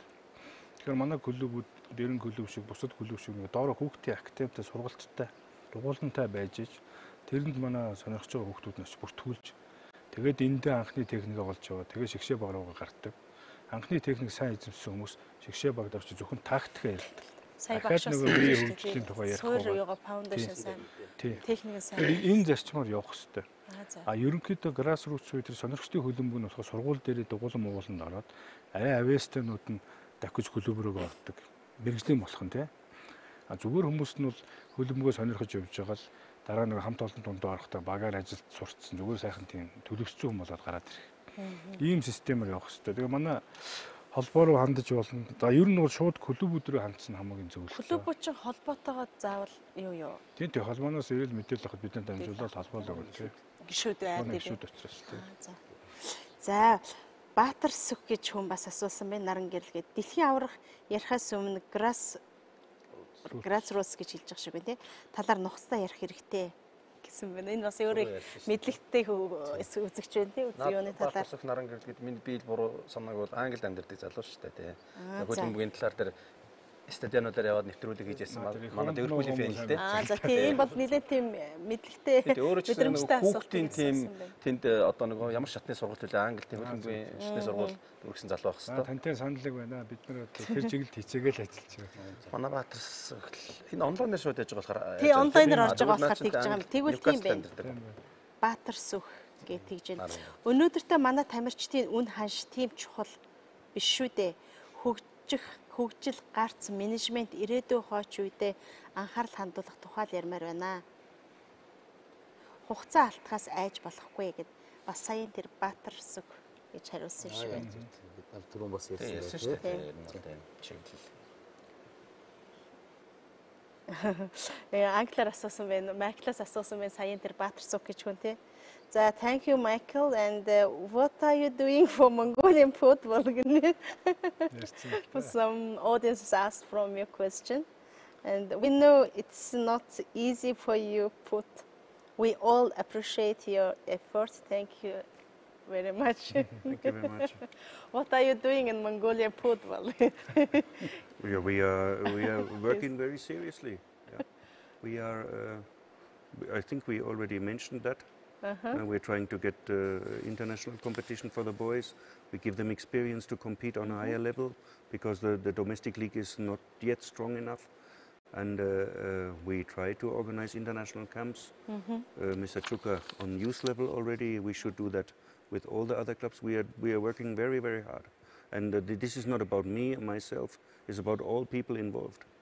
And I can really say the people are really trying very hard. And it's only a matter of time when we harvest the fruits. This is sure.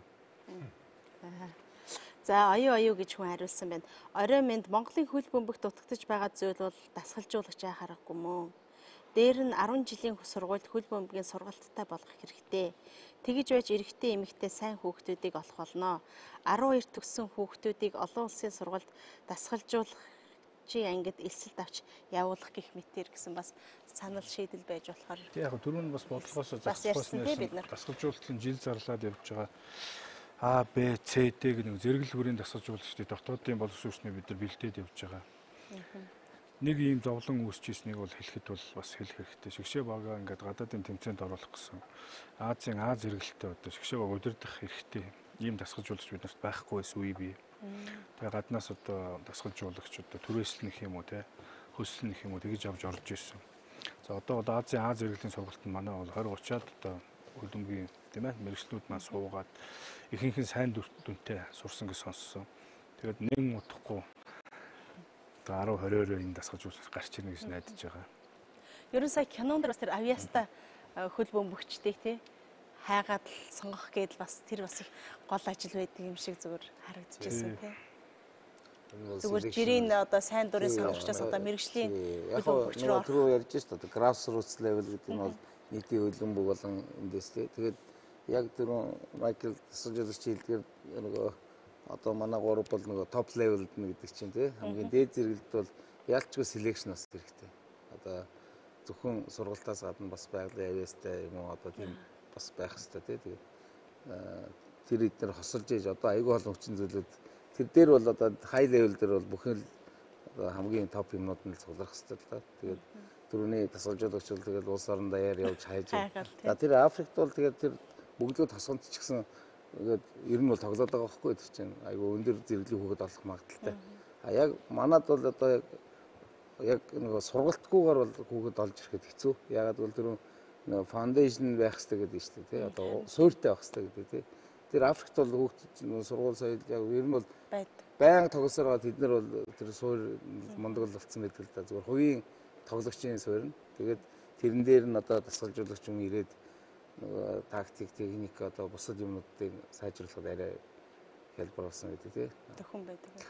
Тэгээ Африкт ч одоо тэр саяны улсад бол хөлбөмбөгөөр амьдрах гэж одоо бодож штеп. Манад бол бас олон өөр юмараас амьдарч болж штеп бас. Харин тий. За ерөнхийдөө цаг орой болсон байх шиг хэд болж байна тий. Та нар ч маргаас үсэн юмд явах учраас. Нэг нэг болж байна. 12 тав. Ерөнхийдөө дуусгач үл яаж байгаа юм бол та гэж. За ерөнхийдөө тэгээд бас манай үзэгчид нэлээд хөлбөмбөгийн яагаад хөлбөмбөгийн спортын давуу талын юу юм, ямар ач холбогдолтой юм, ер нь мэрэгжлийн одоо лигээд үдсийн шигшээгээд явахаар ямар шаардлага хангадгийг, ямар орчинд бас ямар зарчим баримталж яаж ажилладаг, тэрний жаргал зовлон ус юу ингээд хөлбөмбөгийн холбооноос ч гэсэн мэдээж одоо Өмнөд Африкийн хөлбөмбөгийн холбоотой харьцуулшгүй. Бол энд бол хөгжил дэвшил, шинээр хийх орлого, санал санаачлагууд бас бусад одоо хөгжиж байгаа сайн одоо шилдэг дасгалжуулагчдыг одоо үндэсний хэмжээнд болоод олон улсаас авчрах тал дээр бас Ганбаатар ерөнхийлөгч бол нэлээд тийм одоо оролдох сайн одоо санаачлагуудыг гаргаж байгаа юм байна. Тэгээд Майкл дасгалжуулагчийн хэлдэг шиг тэр одоо үндэс суурийг сайн тавьж үр хөвөрлийг сайн хийхийн тулд одоо дэрэн клуб мөнгөчлөн ах бол одоо бас энэ чиглэл дээр маш сайн ажиллаж байна. Тэгээ хөлбөмбөгийн хөгжийн дэмжигчгээр одоо төсөөлөхгүй гэдэг утгаараа бас Монголдо энэ хөгжийн дэмжигчдийгээ бас тодорхой хэмжээ хөгжийн дэмжигчдийн соёлыг бас бий болгох тийм энэ тал дээр бас тодорхой хэмжээгээр өөрсдийнхээ одоо хөдөлмөр зүтгэл өөрсдийнхээ сонирхол бас тийм ээ хувийн зүгээс бас цаг зав зарцуулаад ажиллаж байгаа амраа бас ингэж ярьлаа. Ер нь бол өнөөдрийн ярилцлага ерөнхийдөө бол бас үзэгчдийн хувьд ч гэсэн мдээгүй олон зүйлийг мэдэж авсан байх, бас зарим шиг мэдээллүүдийг хүлээж авч чадсан болов уу гэж бодож байна. Ингээд нэвтрүүлгээ төгсөхийн өмнө бас нэг зүйлийг хэлэх ёстой. Өнөөдөр бол бид нар бас тодорхой шалтгааны үндсэн дээрээс дэлхийн түүхэд бол одоо нэгдэх өдрийнхөө орой бид нар ингээд шууд явж чадсангүй ингээд бичлэгээр та бүхэндээ хүргэж байна.